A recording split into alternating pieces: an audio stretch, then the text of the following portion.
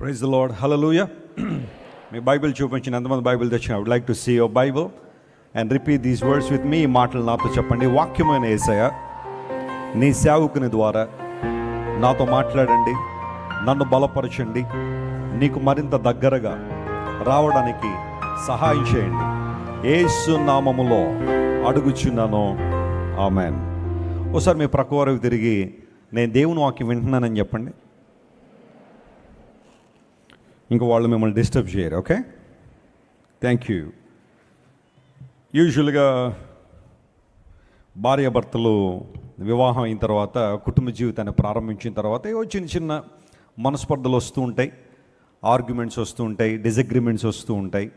అవన్నీ సహజమే. ప్రతి కుటుంబంలో కూడా ఎంతో కొంత మోతాదులో, ఎంతో కొంత పర్సంటేజ్ చిన్న చిన్న సమస్యలు అనేవి ఉంటాయి. అవి వచ్చినప్పుడు భార్యాభర్తలు కొంచెం తిట్టుకుంటూ ఉంటారు, లేకపోతే వారు మాట అనుకుంటూ ఉంటారు. అవి సహజమే. ప్రేమ ఉన్న వారి మధ్య అప్పుడప్పుడు చిన్న చిన్న గొడవలు అవుతాయి, తిట్టుకుంటారు, ఏదైనా అనేసుకుంటారు. మళ్ళీ ఆ తర్వాత మరలా కలిసిపోవాలి. ఎవరో రాశారు, వివిధ రకాల భార్యలు వారు తిట్టే తిట్లు అని చెప్పి ఓ చక్కడో రాస్తే చూశాను. పైలట్ గారి భార్య ఎలా అంటదంట, వాళ్ళిద్దరికి ఎప్పుడైనా గొడవ వస్తే. పైలట్ అంటే తెలుసు కదా, విమానాలు నడుపుతారు కదా. పైలట్ గారి భార్య ఏమంటుందంట, నా దగ్గర మరీ అంతలా ఎగరకండి అంటదంట. ఎందుకంటే మరి భర్త రోజు ఎగురుతూ ఉంటాడు కదా ఆయన గాలిలో, అందును బట్టి మీరు నా దగ్గర అలా ఎగరకండి అంటదంట పైలట్ గారి భార్య. ఆయనకి బాగా అర్థమయ్యేలా. మరి డాక్టర్ గారి భార్య ఏమంటుంది, డాక్టర్ గారికినో డాక్టర్ గారు గొడవ అయిందనుకోండి, నీ రోగం ఎలా కుదర్చాలో నాకు తెలుసు అంటదంట ఆమె. ఎందుకంటే ఆయన అందరికీ రోగాలు కుదురుస్తుంటాడు కదా, నీ రోగం ఎలా కుదర్చాలో నాకు తెలుసు అంటదంట. మరి టీచర్ గారి భార్య ఏమంటుంది, టీచర్లు ఉంటారు చాలామంది ఉపాధ్యాయులు, వారి భార్య ఏమంటుందంట, నాకే క్లాసులు పీకాలనుకోవద్దంటదట. ఎందుకంటే ఆయన క్లాసులు చెప్తూ ఉంటాడు కాబట్టి. అదే జడ్జి గారి భార్య అయితే, ఇది చెప్పడానికి వాయిదాలు ఎందుకు, నేను చెప్పేదే ఫైనల్ అంటదంట ఆమె. లాయర్ గారి భార్య ఏమంటుందంట, ఆధారాలు రావాలి, వచ్చిన తర్వాత మీకు ఉంటుంది అంటదంట న్యాయవాది గారి భార్య. యాక్టర్ గారి భార్య, కొంతమంది యాక్టర్స్ ఉంటారు కదా, వాళ్ళ భార్య అంటదట, ఈ మాత్రం యాక్షన్ మాకు వచ్చు అంటదంట. ఫైనల్గా ఇంజనీర్ గారి భార్య ఏమంటుంది తెలుసా, మాకు ప్లాన్ వేయడం వచ్చి అంటదంట. సో ఇలా భార్యాభర్తలు ఒకరినొకరు అలా, అంటే ఎక్కువగా భార్యలే తిడతారు అనుకోండి, భర్తలు ఇక్కడ ప్రస్తావన రాలేదు, కానీ వారు ఎక్కువగా అలా తిడుతూ వారి యొక్క ప్రొఫెషన్ బట్టి వారు మాటలు మారుస్తూ ఉంటారు. పిల్లలు గమనించండి, it's very easy to insult somebody, లేదా కొన్నిసార్లు ఎవరినో ఒకరు ఏదో ఒక మాట అనడం చాలా ఈజీయే. కాకపోతే కుటుంబ బాంధవ్యాలు నిలబడాలి అంటే వారిద్దరి మధ్య ప్రభు ఉండాలి, ప్రేమ ఉండాలని చాలాసార్లు మనం వింటున్నాం. దేవుని వాక్యం వింటూ ఉండగా దేవుడు మన జీవితాలను ఏం చేస్తారు, ఆయన కడుతూ ఉంటారు. వాక్య ప్రకారం జీవిద్దాం, వాక్యం కొరకు ఎదురు చూద్దాం. గ్రంథాలు తిరుగుదాం. 119వ కీర్తన 39వ వచనం ఈరోజు ధ్యానాంశంగా చదువుకుందాం. If you have Bible please turn with me to Psalm 119 and verse 39. 119వ కీర్తన 39వ వచనాన్ని చదువుతున్నాం. ప్రతి ఒక్కరు కూడా దేవుని వాక్యాన్ని తెరవాల్సిందిగా మనం చేస్తున్నాను. నీ న్యాయ విధులు ఉత్తమములు నాకు భయము పుట్టించుచున్న నా అవమానమును కొట్టివేయము. అందరూ ఈ మాట నాతో చెప్పండి, నా అవమానమును కొట్టివేయము. One of the beautiful prayers in the బైబిల్లో చాలా ప్రాముఖ్యమైన ప్రార్థనలలో ఇది కూడా ఒకటి. చూడండి, కీర్తనల గ్రంథాన్ని మనం జాగ్రత్తగా పరిశీలన చేస్తే కీర్తనల్లో ఎన్ని కీర్తనలు ఉన్నాయి, 150 కీర్తనలు ఉన్నాయి. వాటిల్లో సుమారుగా 73 కీర్తనలు దావీదు భక్తుడు రచించినవే. మిగతా కీర్తనలన్నీ కూడా ఎవరెవరు రాశారు చెప్పండి. ఆసాబు గారు కొన్ని, కోరహు కుమారులు కొన్ని, సొలొమోను గారు కొన్ని, మోషే కొన్ని. 92వ కీర్తన ఆదాము గారు రాశారని బైబిల్ బంధువులు చెబుతారు. పోనీ అది కూడా వేసుకుంటే ఆదాము గారు, ఏతాను, హేమాను, ఇలాంటి వాళ్ళందరూ కూడా చాలా చక్కని కీర్తనలు రాసుకుంటూ వచ్చారు. కీర్తనలను హిబ్రూ భాషలో 2 మాటలతో సంబోధిస్తారు. ఒకటి తెహెలిం అనే మాటతో కీర్తనలను పిలుస్తారు. తెహెలిం అంటే ప్రైజెస్ అని అర్థం, స్తుతులు, దేవునికి కృతజ్ఞతాస్తుతులు చెల్లించే విధానం. మీరు ఒక మంచి ఆరాధికులుగా మారాలి అంటే కీర్తనలు బాగా చదవాలి. మంచి ఆరాధికులుగా మీరు ఉండాలి అంటే, దేవుణ్ణి మనస్ఫూర్తిగా స్తుతించాలంటే ఆ ప్యాటర్న్ మీరు కీర్తనల గ్రంథాన్ని చదవడం ద్వారా తెలుసుకోవచ్చు. మీరు ఎంత ఎక్కువగా కీర్తన గ్రంథాన్ని చదువుతారో అంత చక్కగా దేవుణ్ణి ఆరాధించగలరు. ఎందుకోసం అంటే కీర్తనలలో దేవుని స్తుతించే అనుభవాలు ఉన్నాయి. దాన్ని టెహిలిం అన్నారు. రెండవది టెఫిలాట్ అంటారు. టెఫిలాట్ అంటే ప్రార్థనలు, ప్రేయర్స్. దేవుని సన్నిధిలో మనం చేసే ప్రార్థనలు. అంటే కీర్తనలు అంటే కేవలం పాటలే కాదు, అందులో ప్రార్థనలు కూడా ఉన్నాయి. దైవజనులు దేవుని ఆత్మ ప్రేరేపించడం ద్వారా కీర్తనలు రాసినప్పుడు వారు దేవుని సన్నిధిలో ఎలా ప్రార్థన చేశారో, లేదా మనం ప్రభావవంతంగా ఎలా ప్రార్థన చేయాలో కూడా లేఖనాల్లో ఈ కీర్తన గ్రంథంలో మనం చూస్తూ ఉంటాం. So when we come to Psalm 119, this is one of the largest psalms in the Bible. Bible గ్రంథంలో అతిపెద్ద కీర్తన అంటూ ఏదైనా ఉంది అంటే 119వ కీర్తన. ఈ 119వ కీర్తన ఎవరు రాశారు లేదా ఎవరు రచించారు అన్న దాని మీద కొంచెం డిబేట్ అయితే ఉంది. కొంతమంది ఏమంటారంటే దావీదు భక్తుడే రాశాడని. ఎందుకంటే ఆ పద ప్రయోగం, ఆ యాక్సెంట్ కావచ్చు, ఆ రైటింగ్ స్టైల్ కావచ్చు, ఆ వొకాబులరీ కావచ్చు, ఇదంతా కూడా దావీదు గారు తక్కిన కీర్తనలు రాసినప్పుడు ఉపయోగించిన పదాలే చాలా ఎక్కువగా దీనిలో ఉన్నాయి. కాబట్టి no doubt the writer of Psalm 119 was David అని కొంతమంది బైబిల్ పండితులు కంక్లూజన్లోకి వచ్చేసారు. మరికొంతమంది ఏమన్నారంటే దావీదు గారు కాదు, ఎజ్రా గారు ఈ కీర్తన రాసుంటాడు. బైబిల్ గ్రంథంలో ఎజ్రా శాస్త్రి ఒక ఆయన ఉన్నారు కదా, సో ఆయన ఈ కీర్తన రాసుంటారు అని కొంతమంది అభిప్రాయపడ్డారు. అయితే నా రీసెర్చ్లో, అంటే నేను అనేకమైన వ్యాఖ్యానాలన్నీ చూసిన తర్వాత నేను తెలుసుకున్న సత్యం ఏంటంటే, కీర్తనను రాసింది దావీదు గారే, అయితే దీన్ని కంపైల్ చేసింది, ఆ వచనాలన్నీ ఒక చోట కూర్చింది బహుశా ఎజ్రా గారు అయి ఉండొచ్చు అని ఒక అభిప్రాయంలోకి అయితే నేను వచ్చాను. ఏదేమన్నప్పటికీ కూడా ఎజ్రా గారైనా దావీదు గారైనా వారి జీవిత అనుభవాల్లోంచి కీర్తన రాసుకుంటూ వచ్చారు. ఎస్పెషల్లీ ఈ 119వ కీర్తనలో దేవుని వాక్యానికి, ధర్మశాస్త్రానికి, ఆయన కట్టడలు, న్యాయ విధులు, వీటికి ఎక్కువ ప్రాధాన్యత ఉన్నట్టుగా మనం చూస్తాం. ఈ లోకంలో అన్నింటికన్నా, అందరికన్నా విలువైనవి లేదా విలువైన వారు ఎవరైనా ఉన్నారంటే అది దేవుడు మరియు ఆయన మాటలు అనే సత్యం 119వ కీర్తన మనం చదవడం ద్వారా మనకు అర్థమవుతూ ఉంటుంది. 39వ వచనం దగ్గరికి వచ్చేసరికి మనం నేర్చుకున్నది ఏంటంటే, ప్రభువా నాకు భయము పుట్టించుచున్న నా అవమానాన్ని నువ్వేం చేశావు, కొట్టేశావు లేదా కొట్టివేయము అని ఓ చక్కని ప్రార్థన దావీదు చేశాడు. కోర్టుల్లో కొన్నిసార్లు కొన్ని కేసులు కొట్టేస్తుంటారు, కొన్ని కేసులను కొట్టేస్తుంటారు. సరైన ఆధారాలు లేనందువలన, సాక్ష్యాధారాలు బలంగా లేనందువలన ఈ కేసును కొట్టివేస్తున్నామని జడ్జిలు కేసును కొట్టేస్తారు. దైవజనుడు ఏమంటున్నాడంటే, ప్రభువా నా మీద అవమానం ఒకటి ఉంది, ఒక ఇన్సల్ట్ నా మీద ఉంది, దాన్ని నువ్వు కొట్టేశాయి. ఎందుకంటే నేను నీ సన్నిధికి వచ్చాను, నువ్వు న్యాయాధిపతివు కనుక, నీవు సరైన విధానంలో న్యాయం తీర్చివాడు కనుక నా మీద ఉన్న ఇన్సల్ట్ని కొట్టివేశాయని దైవజనుడు ప్రార్థన చేశాడు. ఒక ట్రాన్స్లేషన్లో ఏం రాశారంటే, లార్డ్ రిమూవ్ మై రిప్రోచ్ అనే పదం వాడారు. రిమూవ్ ఇట్ కంప్లీట్లీ, సంపూర్ణంగా నా అవమానాన్ని నా నుంచి దూరం చేశాయి, ఇక నేను ఈ అవమానాల భారాన్ని భరించలేకపోతున్నాను అని ఒక ట్రాన్స్లేషన్లో రాశారు. మరొక చోట ఏం రాశారంటే, కట్ ఆఫ్ మై డిస్గ్రేస్ అనే మాట రాశాడు.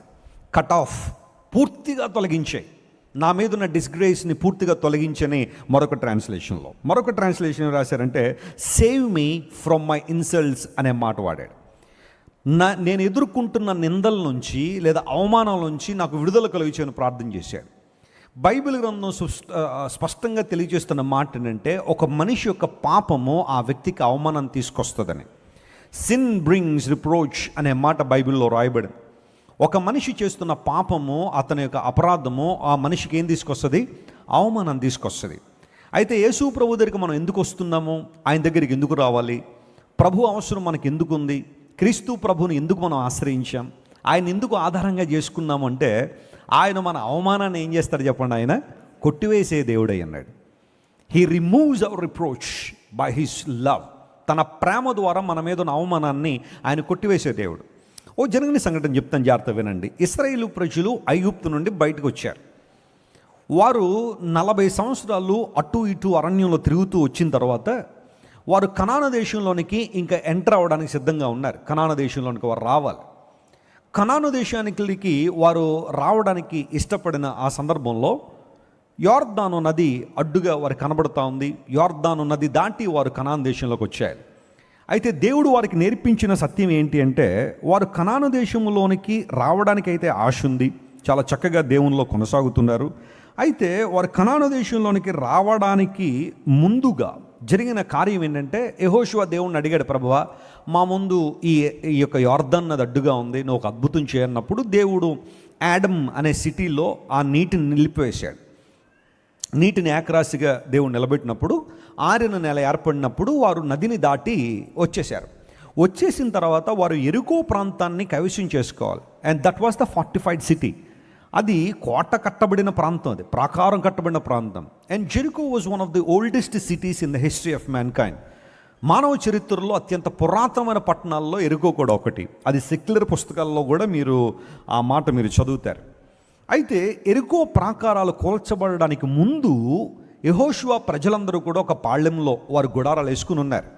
And that was the place called గిల్గాల్. ఇశ్రాయేలు దేశంలోనికి వారు వచ్చిన తర్వాత, కనాను దేశంలోకి వచ్చిన తర్వాత మొట్టమొదటి ప్రాంతంలో గిల్గాల్ అనే ప్రాంతంలో ఉన్నారు. దేవుడు అన్నాడు వారందరితో కూడా ఒక మాటను తెలియజేసి, ఈ మాటకు మీరు లోబడండి, ఈ పని మీరు చెయ్యండి అని దేవుడు గిల్గాలులో వారితో మాట్లాడాడు. గిల్గాల్ అనే మాటకు అర్థం ఏంటంటే దొర్లించబడుట అని అర్థం. చెప్పండి, గిల్గాల్ అనే మాటకు అర్థం ఏంటి? రోల్డ్ అవే అని అర్థం, దొర్లించబడుట.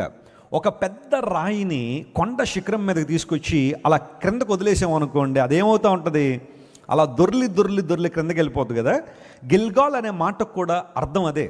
మీ మీదున్న భారము, మీ మీదున్న ఆ నింద, మీ మీదున్న అవమానాన్ని నేను ఈరోజు దొర్లించేస్తున్నాను.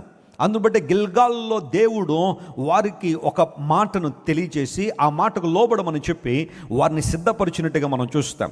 ఎప్పుడైతే వారు అవమానాన్ని వదిలిపెట్టారో, గిల్గాల్ అనుభవం వారి జీవితంలోకి వచ్చిందో, ద వెరీ నెక్స్ట్ స్టెప్ ఏంటంటే వారు జెరికో ప్రాంతాన్ని కైవసం చేసుకోగలిగారు. స్తోత్రం చెప్పండి, హల్లెలూయా.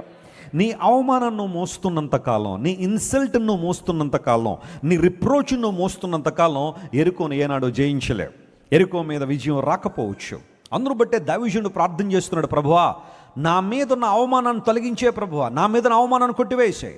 నా దుర్మార్గత ద్వారా, నా పాపము ద్వారా, నా అపరాధము ద్వారా, నా యొక్క సొంత నిర్ణయాల ద్వారా నేను పోగు చేసుకున్న అవమానం, ఇన్సల్ట్ ఏదైతే ఉందో దాన్ని తొలగించు, cut off, remove, save me from my insult అని దైవజనుడు చక్కని ప్రార్థన చేస్తున్నాడు.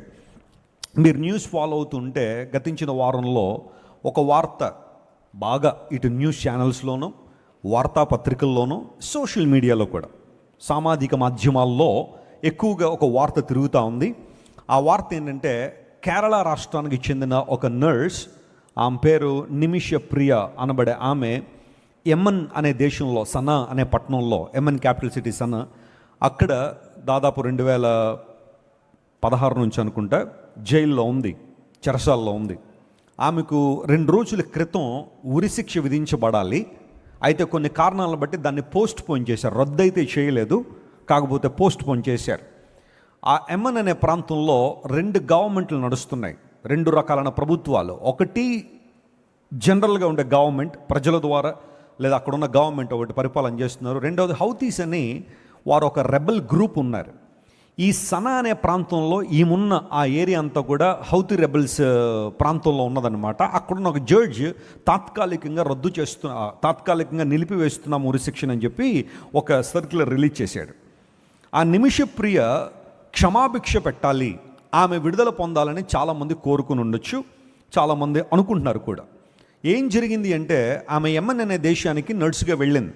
యూజువల్గా కేరళ నుండి చాలామంది నర్సులు ప్రపంచవ్యాప్తంగా చాలా ప్రాంతాలకు వెళ్తూ ఉంటారు. ఆమె కూడా యెమెన్ అనే దేశం, ఒమాన్ అనే దేశానికి ప్రక్కన ఉంటుంది యెమెన్ అనే దేశం. One of the most sensitive countries in the world.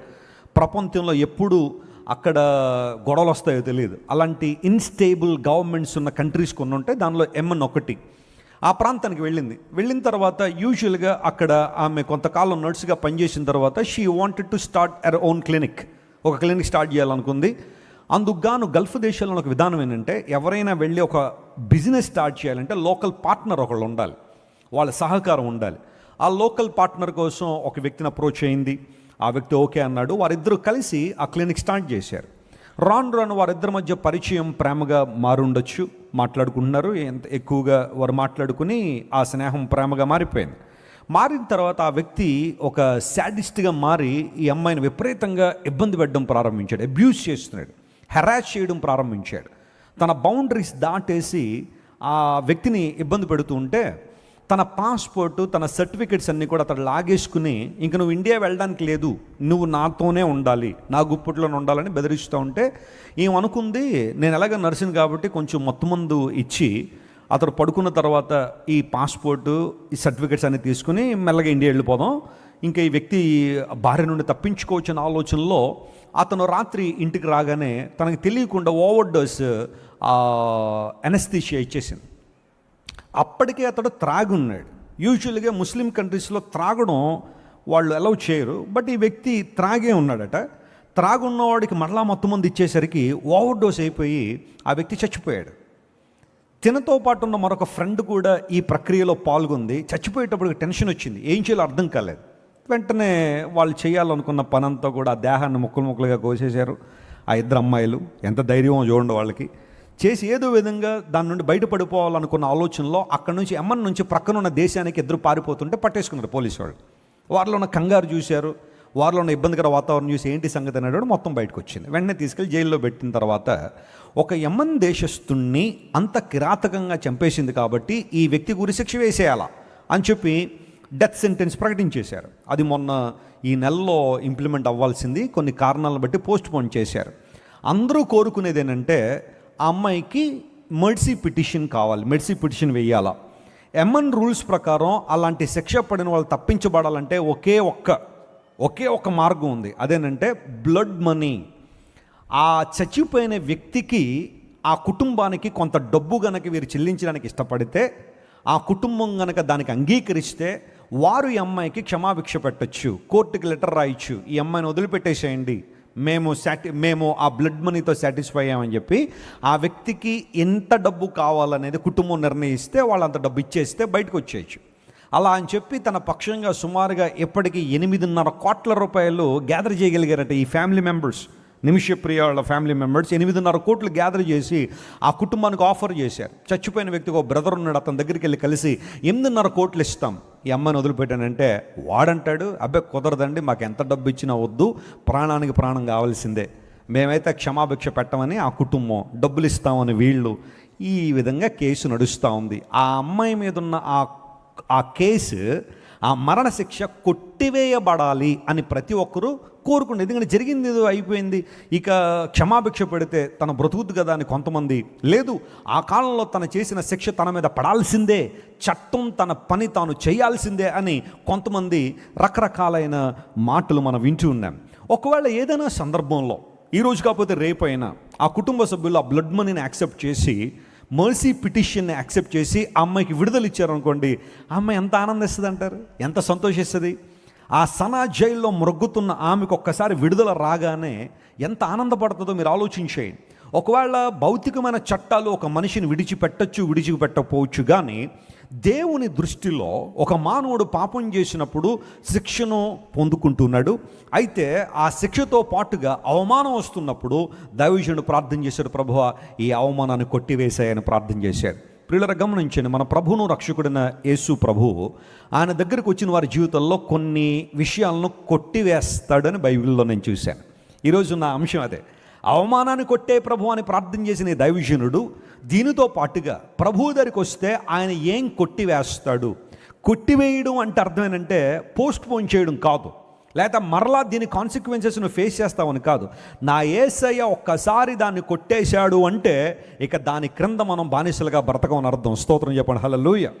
ఇప్పుడు ప్రభువు దగ్గరికి వస్తే ఆయన ఏమి కొట్టివేస్తారు, ఎలాంటి విషయాలు మన నుండి కొట్టివేసి మనకు విడుదల ఇస్తారనే విషయాన్ని లేఖనాల్లోంచి నేను త్వరగా కొన్ని విషయాలు మాట్లాడి నా సందేశాన్ని ముగింపులో తీసుకొస్తాను. అందరూ జాగ్రత్తగా వినాల్సిందిగా మనం చేస్తున్నాను. మొట్టమొదటి మాట చూద్దాం, చూడండి. దేవుని దగ్గరికి మనం వచ్చినప్పుడు ఆయన ఏం కొట్టివేస్తున్నాడంటే, జెఫన్యా గ్రంథం 3వ అధ్యాయం 15వ వచనం మనం చదువుతున్నాం. The book of Zephaniah chapter 3 and verse 15, దానిలో ఈ మాట రాయబడింది. చదవండి. జెఫన్యా గ్రంథం 3వ అధ్యాయం 15వ వచనం. తాను మీకు విధించిన శిక్షను యెహోవా కొట్టివేసి ఉన్నాడు. యెహోవా కొట్టివేసి ఉన్నాడు. మీ శత్రువులను ఆయన వెళ్ళగొట్టి ఉన్నాడు. దేవుని స్తోత్రం చెప్దాం ఒకసారి. హల్లెలూయా.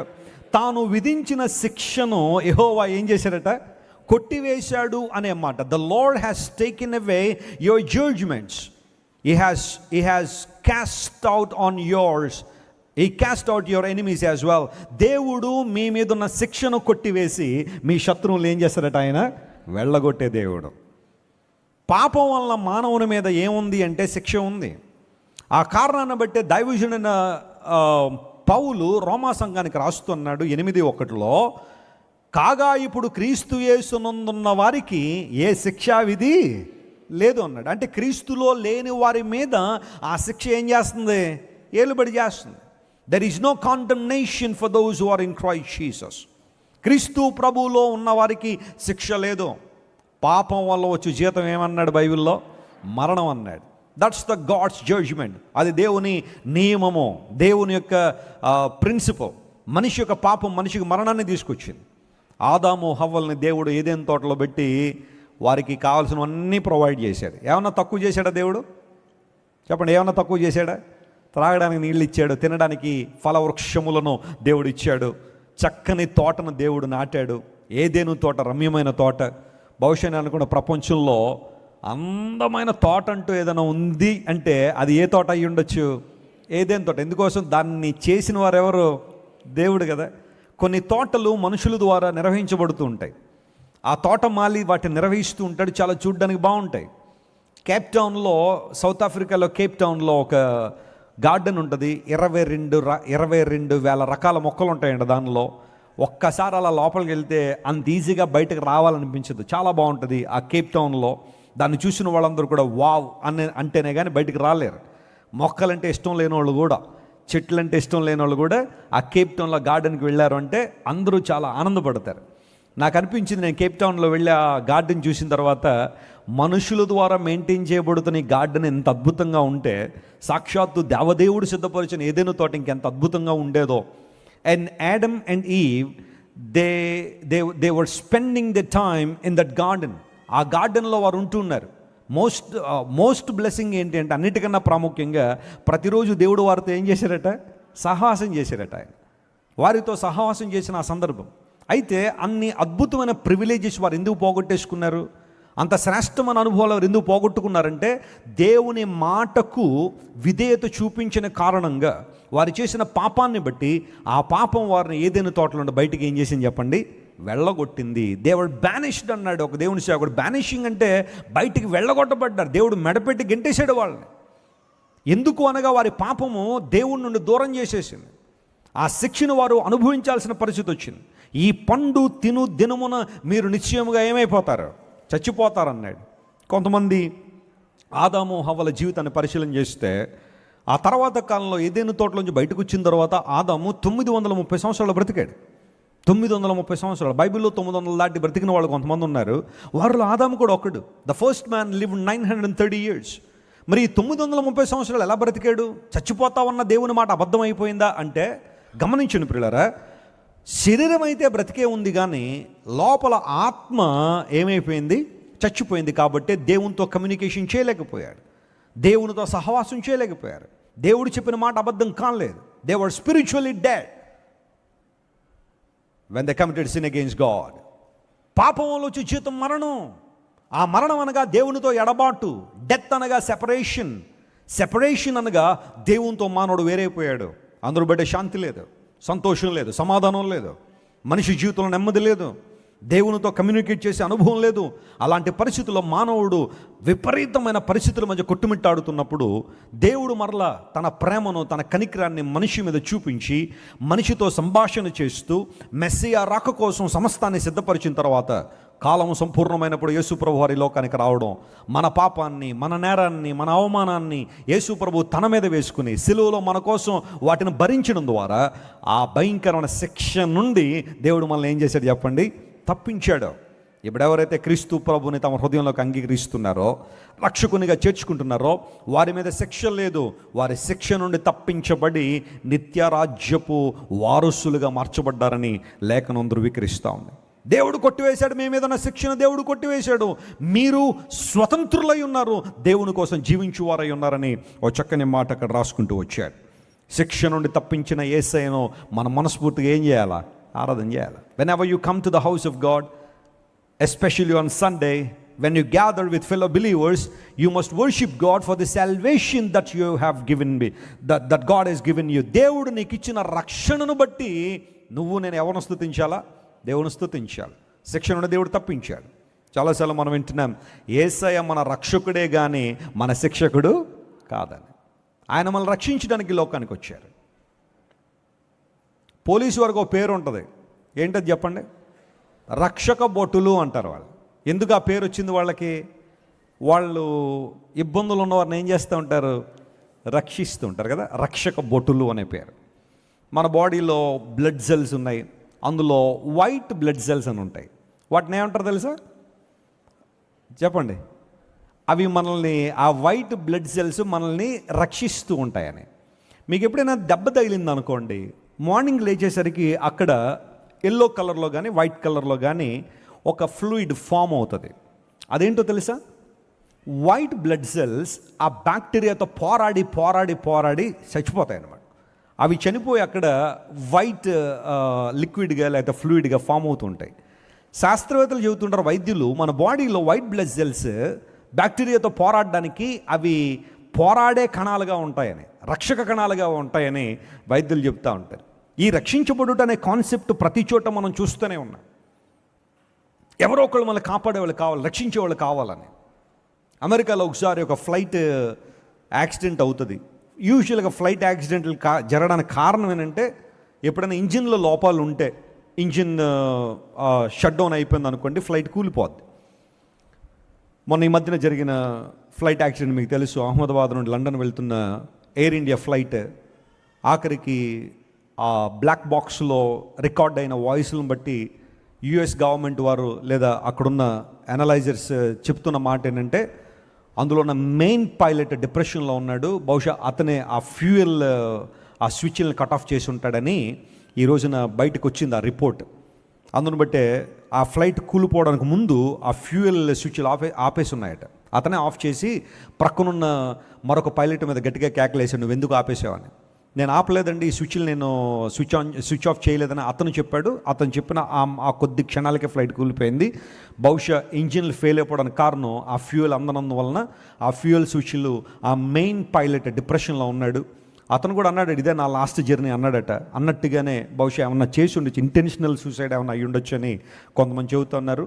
అదే కనుక నిజమైతే అతను డిప్రెషన్లో ఉన్నప్పుడు, అతను ఒక్కడే ఉన్నప్పుడు ఏదైనా చేసుకుని ఉంటే తర్వాత సంగతి, కానీ అనవసరంగా 250 మంది ప్రాణాలు, దానితో పాటుగా మెడికల్ కాలేజ్లో హాస్పిటల్ దగ్గర ఆ క్యాంటీన్ మీదకి వెళ్ళి ఈ ఫ్లైట్ పడిపోవడం ద్వారా ఒక 50 మంది డాక్టర్లు భవిష్యత్తు మీద ఎంతో చక్కని ఎక్స్పెక్టేషన్ కలిగిన డాక్టర్లు 50 మంది చచ్చిపోవడం చాలా భయంకరమైన విషయం. ఫ్లైట్ కొలాప్స్ అవ్వడానికి కారణాలు ఇవి ఉంటాయి. ఇంకొక కారణం ఏంటంటే, కొన్నిసార్లు బర్డ్ హిట్ అంటారు. ఆ ఇంజిన్లోనికి బర్డ్స్ కనుక వెళ్ళిపోతే, పక్షులు కనుక వెళ్ళి హిట్ చేస్తే ఫ్యాన్లు ఆగిపోతాయి, ఇంకా అవి తిరగనప్పుడు ఫ్లైట్ కూలిపోతుంది. యునైటెడ్ స్టేట్స్లో ఒకసారి అలాగే ఫ్లైట్ టేక్ ఆఫ్ అవ్వగానే ఎయిర్పోర్ట్ నుంచి పైకి అలా ఎగురుతుంది, ఈ లోపల బర్డ్ హిట్ జరిగింది, ఇంకా ఇంజిన్లు ఆగిపోయినాయి. ఆ బర్డ్స్ ఒకటి పడితే పర్లేదు, కానీ ఒక 4-5 మల్టిపుల్గా పడిపోతే ఇంకా ఫ్యాన్లు తిరగవు, కాబట్టి ఆ ఫ్లైట్ కూలిపోయే పరిస్థితి. జస్ట్ ఆ గ్లైడింగ్తో మెల్లగా కొంచెం దూరం తీసుకెళ్ళగలం పైలట్. అలెన్ సల్లెవాన్ అనబడే ఆ పైలట్ చూసి ఎలాగైనా దీనిలో ఉన్న వ్యక్తులను కాపాడాలనుకున్నాడు. యుఎస్ ఎయిర్వేస్ పైలట్ అతను మనుషులను కాపాడాలనుకుని అమెరికాలో న్యూ జెర్సీకి న్యూయార్క్కి మధ్యలో హడ్సన్ రివర్ అని ఉంది.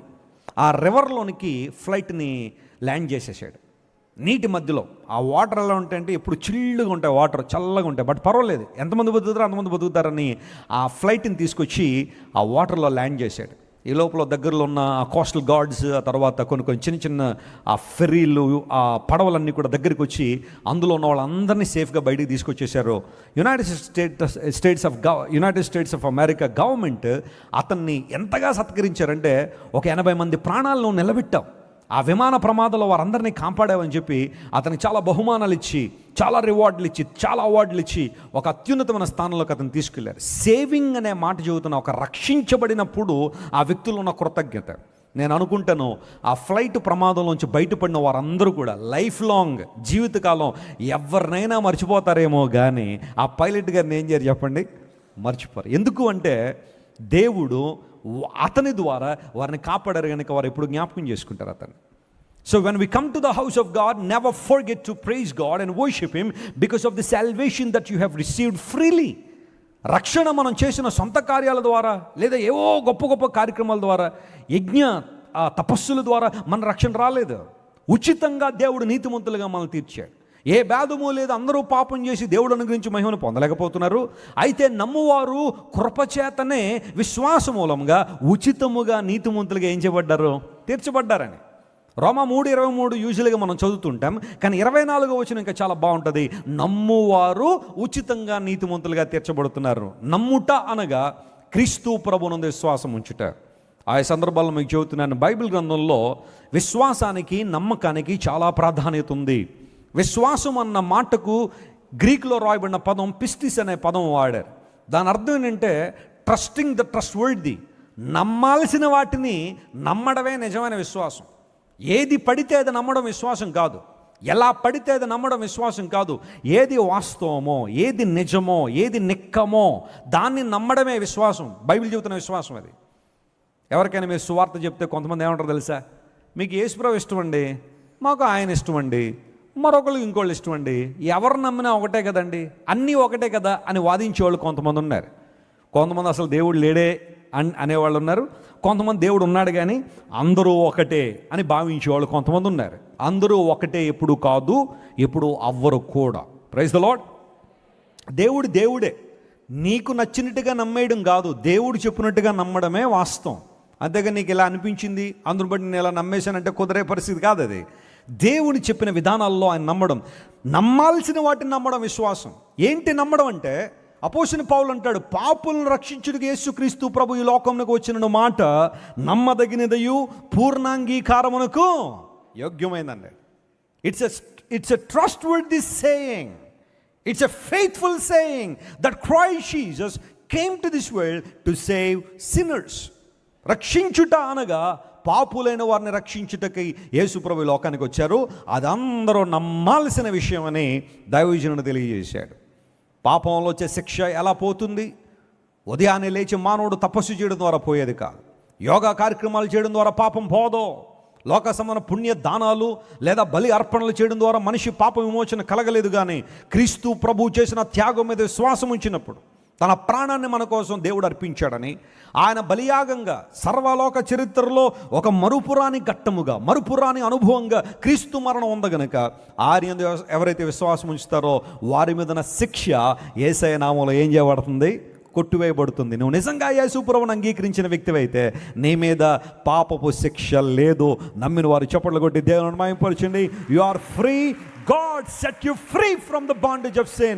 ఆ పాప బానిసత్వంలోంచి ప్రభువు నిన్ను విడిపించి తన మహిమతో దేవుణ్ణి నింపాడని లేఖనం సెలవిస్తూ ఉంది. మన మీద శిక్షను యేసయ్య కొట్టివేసి మనందరికీ రక్షణ ప్రసాదించాడు. అందును బట్టి మనం ప్రభువును స్తుతించాలి. ప్రభువా నీ దగ్గరికి వచ్చినప్పుడు ఏం కొట్టివేస్తున్నావు అంటే, మొట్టమొదటిగా లేఖను సెలవిస్తూ ఉంది, ఆయన మన మీద ఉన్న శిక్షను కొట్టివేశాడని బైబిల్లో మనం చూస్తున్నాం. రెండో అంశం దగ్గరికి వద్దాం. చూడండి, let us turn our Bibles to the book of Isaiah chapter 14 and verse 4. యెషయా గ్రంథం 14వ అధ్యాయం 4వ వచనం మనం చదివితే అందులో మరొక మాట ఉంది. బైబిల్ ఉన్న వారందరూ తెరవాలి. నేను రెఫరెన్స్ చెప్పినప్పుడు ఆ మాటను చూడండి. యెషయా గ్రంథం 14:4. నీ బాధను నీ ప్రయాసమును నీ చేత చేయింపబడిన కఠిన దాస్యమును. చెప్పండి, కఠిన దాస్యం. అందరూ ఈ మాట నాతో చెప్పండి, కఠిన దాస్యం అని చెప్పండి. నీ బాధ, నీ ప్రయాస, నీ చేత చేయించబడిన కఠిన దాస్యమును. ఆ మాట అండర్లైన్ చేసుకోండి. దేవుడు ఏం చేశాడట? కొట్టేశాడట. ఆయన కొట్టివేసి, యెహోవా నిన్ను విశ్రమింపబో దినమున నీవు బబులోను రాజును గూర్చి అపహాస్యపు గీతమెత్తి ఎలాగో పాడతావన్నాడు. లేఖనం సెలవిస్తున్న మాట, ఏ రాజు అయితే నిన్ను అవమానించాడో, ఏ రాజు అయితే బబులోను రాజు నిన్ను అపహాస్యం చేశాడో అతనిని చూచి నువ్వు ఇలా పాడతావు. ఒక అపహాస్యపు గీతాన్ని నువ్వు పాడతావు. ఏంటది? ఆ క్రిందికి వెళ్ళిన తర్వాత నువ్వు చెబుతా మాటలన్నీ ఉంటాయి. అయితే ఆ పైన రాయబడిన మాట ఏంటో తెలుసా? నీ బాధ, నీ ప్రయాస, నీవు కఠినముగా చేసిన సేవ, బానిసత్వం, దాస్యగృహం. లేఖనాలు సెలవిస్తున్నాయి, నీ కఠిన దాస్యమును దేవుడు ఏం చేశాడట? కొట్టేశాడు. కఠిన దాస్యం. చూడండి, కొన్నిసార్లు ఫోర్స్ఫుల్గా వర్క్ చేయించుకునే వాళ్ళు కొంతమంది ఉంటారు. ఫోర్స్ఫుల్గా కఠినంగా పని చేయించుకుంటూ ఉంటారు. ఇశ్రాయేలీయులు ఐగుప్తులో ఉన్నప్పుడు ఎలాంటి పని చేయించబడ్డారంటే వాళ్ళు కఠినంగా పని చేయించబడ్డారు. ఏంటి ఆ కఠినత్వం? మొదట మీకు కావలసిన ముడి పదార్థాలన్నీ మేము ఇస్తాం, ఆ రా మెటీరియల్ అంతా మీకు ఇస్తామని చెప్పి ఇశ్రాయేలు ప్రజల్ని పని చేయించడం ప్రారంభించారు. రాను రాను రాను రాను ఆ పని కఠినమైపోయిందా? కొంచెం ఏమైనా సులభతరం అయిందా? కఠినమైంది. ఎందుకోసం? ఎప్పుడైతే మోషే గారు ఎంటర్ అయ్యారో, అహరోన్ గారు ఎంటర్ అయ్యారో, వాళ్ళిద్దరూ వచ్చి ఫరో దగ్గరికి వచ్చి, మా దేవుడు ఎలా అన్నాడు, let my people go Pharaoh అని దేవుడు అన్నాడంటే, ఆహా, దేవుడు వెళ్ళమంటున్నాడు మిమ్మల్ని, నా చేతిలో జవరం బయట తీసుకెళ్తాలో చూద్దాం. అయినా మీకు సోమర్థనం ఎక్కువైపోయి ఈ మాటలన్నీ వస్తున్నాయి, నేను మీ మీద భారాన్ని పెంచుతానని చెప్పి అప్పటిదాకా గడ్డి ప్రొవైడ్ చేసే వ్యక్తి అది కూడా ఇవ్వను, అది కూడా మీరే తెచ్చుకుని ఏ రోజు లెక్క ఆ రోజు అప్పగించండి అనగానే ఇశ్రాయేలు ప్రజలందరూ కూడా సణిగారట, లేదా మూలిగారట. అయ్యో, మా మీద భారం ఇంకా పెరిగిపోతా ఉంది. అపవాది యొక్క లక్షణం ఏంటంటే ప్రతిరోజు నీ మీద భారాన్ని ఏం చేస్తుంటాడు చెప్పండి? పెంచుతుంటాడు. కఠిన దాస్యం, ఎక్స్ట్రీమ్ బాండేజ్. కొన్నిసార్లు తీసుకెళ్ళిపోతారు అపవాది. కొన్ని ఆఫీసుల్లో కొంతమంది ఉంటారు, వాళ్ళ క్రింద ఉన్న వారితో ఏం చేపిస్తారు చెప్పండి? కఠినమైన దాస్యాన్ని చేపిస్తారు, కఠినమైన పనులు చేపిస్తారు. కొన్ని కుటుంబాల్లో ఎవరో ఒకళ్ళ మీద మొత్తం భారం పడిపోతూ ఉంటుంది. 5 ఉంటారు ఫ్యామిలీలో, కానీ ఒకళ్ళతోనే పని చేపిస్తారు. వాళ్ళు మునుగుతూ ఉంటారు, కఠినమైన దాస్యం అంతా నా మీద పడిందని. 14 సంవత్సరాల లోపు పిల్లల్ని ఏం చేయించకూడదో చెప్పండి, తెలుసా మీకు ఆ విషయం? 14 సంవత్సరాల్లో పిల్లల్ని కనుక పని చేపిస్తే ఏంటది? బాల కార్మిక చట్టం ప్రయోగిస్తారు మీ మీద. మళ్ళీ నాన్ బెయిలబుల్ వారెంట్ అనమాట, దానికి బెయిల్ కూడా రాదు మీకు. ఇంకా ఎవరైనా చిన్నపిల్లలు అంటే వాళ్ళు ఉపయోగిస్తారు రేపు పొద్దునండి ఇంట్లో పని చేయమంటే. ఇంట్లో పని పర్వాలేదు, తల్లిదండ్రుల సమక్షంలో ఆ పిల్లలు పని చేయడం పర్వాలేదు, కానీ ఆ పిల్లల్ని బయటికి తీసుకెళ్ళి పని చేయించారనుకోండి, అది ఖచ్చితంగా నేరమే. ఎందుకు పిల్లలు ఎందుకు పని చేయకూడదు అంటే, ఆ పిల్లలు ఆ బాల్యాన్ని ఆస్వాదించాలి, వాళ్ళు చక్కగా చదువుకోవాలి, చక్కగా అన్ని విషయాల్లో వారు ఎదగాలి. ఆ పనుల భారం, స్ట్రెస్ వారి మీద ఉండడానికి వీల్లేదు. మొన్న మా 3వ కూతురు నా దగ్గరికి వచ్చే మాట ఉంది. ప్రశస్తమిలో చాలామంది తెలిసి కదా, అప్పుడప్పుడు ఏవో చూస్తుంటుంది వీడియోలు. చూసాంది, డాడీ మమ్మీ నేను ఫిన్లాండ్లో పుట్టుంటే బాగుండేది కదా అంది. అదేంటమ్మా, ఇండియా నచ్చలేదా నీకు? ఫిన్లాండ్లో ఎందుకు పుట్టుంటే బాగుంటుందంటే, ఆమె చెప్పిన మాట ఏంటో తెలుసా? ఫిన్లాండ్లో ఎగ్జామ్స్ ఉండవంట డాడీ, స్కూల్లో ఏముండవంట, ఎగ్జామ్స్ ఉండవంట. వాళ్ళకి చదువు చెప్పడమే అంతే, ఆడ ఎంత నేర్చుకుంటాడు. ఆ ఇయర్ అయిపోయిన తర్వాత నెక్స్ట్ క్లాస్లో ప్రమోషన్. ఫిన్లాండ్లో ఎగ్జామ్స్ ఉండవు. మన పిల్లలకి ఎగ్జామ్స్ అనేటప్పటికి ఏంటి చెప్పండి? ఒకలాంటి స్ట్రెస్ కదా. పిల్లలతో పాటుగా ఎవరికి స్ట్రెస్? తల్లిదండ్రులకి స్ట్రెస్. నేను ఎంసెట్ రాసేటప్పుడు సిక్ అయిపోయాను. నేను చాలా మంచి ర్యాంక్ ఎక్స్పెక్ట్ చేశాను, నేను బాగా చదివేవాడిని ఆ టైంలో. కానీ ఆ 2 రోజుల ముందు విపరీతంగా సిక్ అయిపోతే మా నాన్నగారు నన్ను ఆ ఎగ్జామ్ సెంటర్కి తీసుకెళ్ళి, నాయన ఎలాగొకలా ఓపి పెట్టి రాశారు ఆయన అని చెప్పి తీసుకెళ్ళి వచ్చేటప్పుడు నన్ను తీసుకెళ్ళేటప్పుడు ఒక bottle butter milk, coconut water అన్నీ పట్టుకొచ్చి ఆ సెంటర్ బయట నిలబడి ఎంత ప్రయాసపడ్డారు నా నిమిత్తం మా తండ్రి గారు. I love him so much and respect him. ఎందుకంటే నా ప్రతి పరిస్థితిలో మా తండ్రి గారు నా పక్కన నిలబడ్డారు. పిల్లలకి పరీక్షలు అంటే పెద్దలకి పరీక్షలే. అందును బట్టి మా చిన్న కూతురు వచ్చి అంటుంది, నేను ఫిన్లాండ్లో పుట్టుంటే బాగుంటుంది, ఎగ్జామ్స్ ఉండవు కదా అని. పిల్లలు ఎంత స్మార్ట్గా ఉన్నారో చూడండి ఈ రోజుల్లో. వాళ్ళు మొత్తం అన్నీ చూసుకుంటారు. కఠిన దాస్యము. బబులోను రాజు కఠిన దాస్యాన్ని చేపించాడు, బాధకు గురి చేశాడు, ప్రయాసకు గురి చేశాడు. ఆ కఠిన దాస్యము. లోకంలో శ్రమపడే విషయాలు 2 జాగ్రత్తగా గమనించండి. ఒకటి, దేవుడు లేకుండా లోకంలో శ్రమపడ్డం. అది మనిషిని భయంకరమైన ఇబ్బందుల్లోకి నెట్టేస్తుంది, స్ట్రెస్లోకి నెట్టేస్తుంది, యాంగ్జైటీలకు నెట్టేస్తుంది. కానీ మరొకళ్ళు ఉంటారు, మరొక గుంపు, వారు దేవుని కొరకు శ్రమ పడేవారు. దేవుని స్తోత్రం చెప్పండి, హల్లెలూయా. ఈ శ్రమ నీకు ఆనందాన్ని ఇస్తుంది, ఈ శ్రమ నిన్ను పరిపక్వతలను నడిపిస్తుంది, ఈ శ్రమ నిన్ను ఉన్నతమైన స్థితికి తీసుకొస్తుంది. నువ్వు ఏ దాస్యంలో ఉన్నావు, ఏ కఠినమైన బానిసత్వంలో ఉన్నావు పరిశీలించాయి. అపవాది ప్రతిరోజు రోజు రోజు ఆ బంధకాల్లో నీ నుంచి కఠిన దాస్యంలో నేను తీసుకెళ్తాడేమో. యేసు ప్రభు వారు ఈ లోకంలో ఉన్న కాలంలో బేతనీ అనే ప్రాంతానికి ఆయన ఎక్కువగా వెళ్తుండేవారు. చాలా ఇష్టమైన ప్రాంతం. ఆ ప్రాంతానికి వెళ్ళినప్పుడు అక్కడ ఒక కుటుంబం ప్రభువుకి బాగా ఇష్టమైన కుటుంబం. మార్త, మరియ, వారి సహోదరుడు లాజరస్, ఈ ముగ్గురు కూడా ఇంట్లో ఉండేవారు. నేను కూడా బేతనీ వెళ్ళినప్పుడు వాళ్ళ ఇంటికి వెళ్ళాను, కానీ వాళ్ళు లేరు. ఎందుకోసం అంటే మొదటి శతాబ్దంలోనే వాళ్ళు ఏమైపోయారు, ప్రభు దగ్గరికి వెళ్ళిపోయారు. ఆ ఇల్లు అయితే ఉంది. ఆ ఇంట్లోకి వెళ్ళిన తర్వాత మార్తా మరియ లాజరు చరిత్రను మనం అర్థం చేసుకోవచ్చు. యేసు ప్రభు వారు ఆ ప్రాంతానికి వచ్చినప్పుడల్లా మరియ యేసు ప్రభు పాదాల దగ్గర కూర్చుని ఉత్తమమైన వాటిని ఏం చేసిందంట, ఏర్పాటు చేసుకుంది. మరియకి పనులు లేవా, ఆమెకి వేరే ధ్యాస లేదా? కానీ అవన్నీ కాదు, ప్రభు వచ్చాడు కాబట్టి ఏది ప్రాముఖ్యమో, ఏ విషయాలను ప్రయారిటైజ్ చేయాలో గుర్తించి ప్రభు పాదాల దగ్గర కూర్చుని, ఏసే నువ్వు మాట్లాడినా, నువ్వు చెప్పండి ప్రభు, నీ మాటలు వింటానని ప్రభు దగ్గర కూర్చుంది. అయితే మార్త విస్తారమైన పనులు కల్పించుకుని ఏం పడిందట, తొందర పడిందని బైబిల్లో రాయవు. కొన్నిసార్లు విస్తారమైన పనులు మనలో ఫ్రస్ట్రేషన్ తీసుకొస్తాయి. కొంతమంది చూడండి చాలా ఈజీగా ఫ్రస్ట్రేట్ అయిపోతుంటారు. ప్రతి చిన్నదానికి వాళ్ళని అలా కదిపితే చాలు, చెప్పండి, ఇంకా నోటిలో నుండి ధారధారలుగా వస్తుంటాయి. ఏంటి, బండ బూతులు. ఎందుకంటే బాగా ఫ్రస్ట్రేట్ అయిపోయి ఉంటారేమో, వారి మాటల్లో కంట్రోల్ ఉండదు, తొందరపడుతుంటారు. ప్రతి చిన్నదానికి లేనిపోయిన పనులన్నీ మీదేసుకుని, లేనిపోయిన తగాదాలన్నీ మీదేసుకుని, లేనిపోయిన సెటిల్మెంట్లన్నీ మీద వేసుకుని, వాళ్ళ పని వీళ్ళ పని, వీళ్ళ పని వాళ్ళ పని అన్నీ మీద వేసుకుని ఆఖరికి సాయంకాలం అయిపోయేసరికి ప్రాణం విసిగిపోయే పరిస్థితులు కొన్ని ఉంటాయి. ఇతరులకు సహాయం చేయొద్దని అంటలేదు, ఇంట్లో పని చేయొద్దని అంటలేదు, మన పనులు మనం చేసుకోవద్దని అంటలేదు. కానీ దేనికి ఎంత ప్రాధాన్యత ఇవ్వాలో, దేనికి ఎంత టైం ఇవ్వాలో అనేది తెలుసుకోకపోతే, ఉపయోగించాల్సిన చోట సమయాన్ని ఉపయోగించకుండా, ఉపయోగించకూడని చోట నీ సమయాన్ని వృధా చేస్తే చివరికి మిగిలేది ఏంటి అంటే తొందరపాటు, ఫ్రస్ట్రేషన్ మిగులుతుంది. మార్త జీవితంలో అదే జరిగింది. మరి ఏమో యేసు ప్రభు పాదాల దగ్గర కూర్చుని ఉత్తమమైన వాటిని ఏర్పాటు చేసుకుంటే మార్త చూస్తుంది, చూసి అదుగో నా సహోదరి నాకు సహాయం చేయాల్సింది పోయి ఎక్కడ కూర్చుంది వెళ్ళి యేసు ప్రభు పాదాల దగ్గర కూర్చుని చూసి చూసి చూసి కొంతసేపటికి ఉండబట్టలాగా ఏముందో తెలుసా, ప్రభువా నా సహోదరు నువ్వు చెప్పలేవా, కొంచెం మీ అక్క చాలా ప్రయాసపడుతుంది, సహాయపడు అని ఆమెకు చెప్పచ్చు కదా అన్నట్టుగా యేసు ప్రభువుకి బోధ చేయడం ప్రారంభించింది. నేను చాలాసార్లు మార్తా మరియల మధ్య ఉన్న డిఫరెన్స్ మీకు చెప్పాను, ఆ కాంట్రాక్ట్ మీకు చెప్పాను. అందులో మరో సందర్భం వచ్చినట్టు చెప్తున్నా. మరియ యేసే చెప్పింది వినాలనుకుంది, మార్త తాను చెప్పింది ఎవరు వినాలనుకుంది. ఈ రెండింటికి తేడా ఉందా లేదా? ప్రభువు చెప్పింది మనం వినాలా, మనం చెప్పింది ప్రభు వినాలా?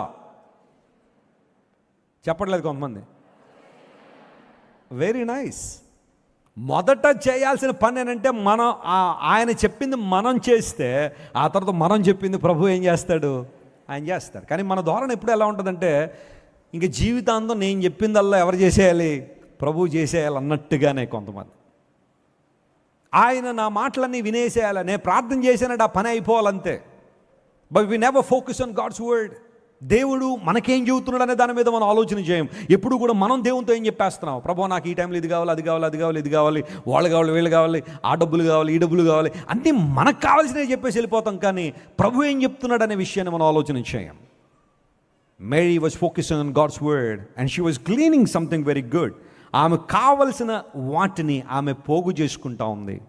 ఆత్మనేత్రాలతో చూడండి, ప్రతి ఆదివారం కావచ్చు, శుక్రవారం కావచ్చు, దేవుని మందిరంలో మనం ఇలా కూర్చున్నప్పుడు దేవుని సేవకుల ద్వారా అందించబడుతున్న వర్తమానాలు వింటూ ఉంటే you are gleaning something good for your life.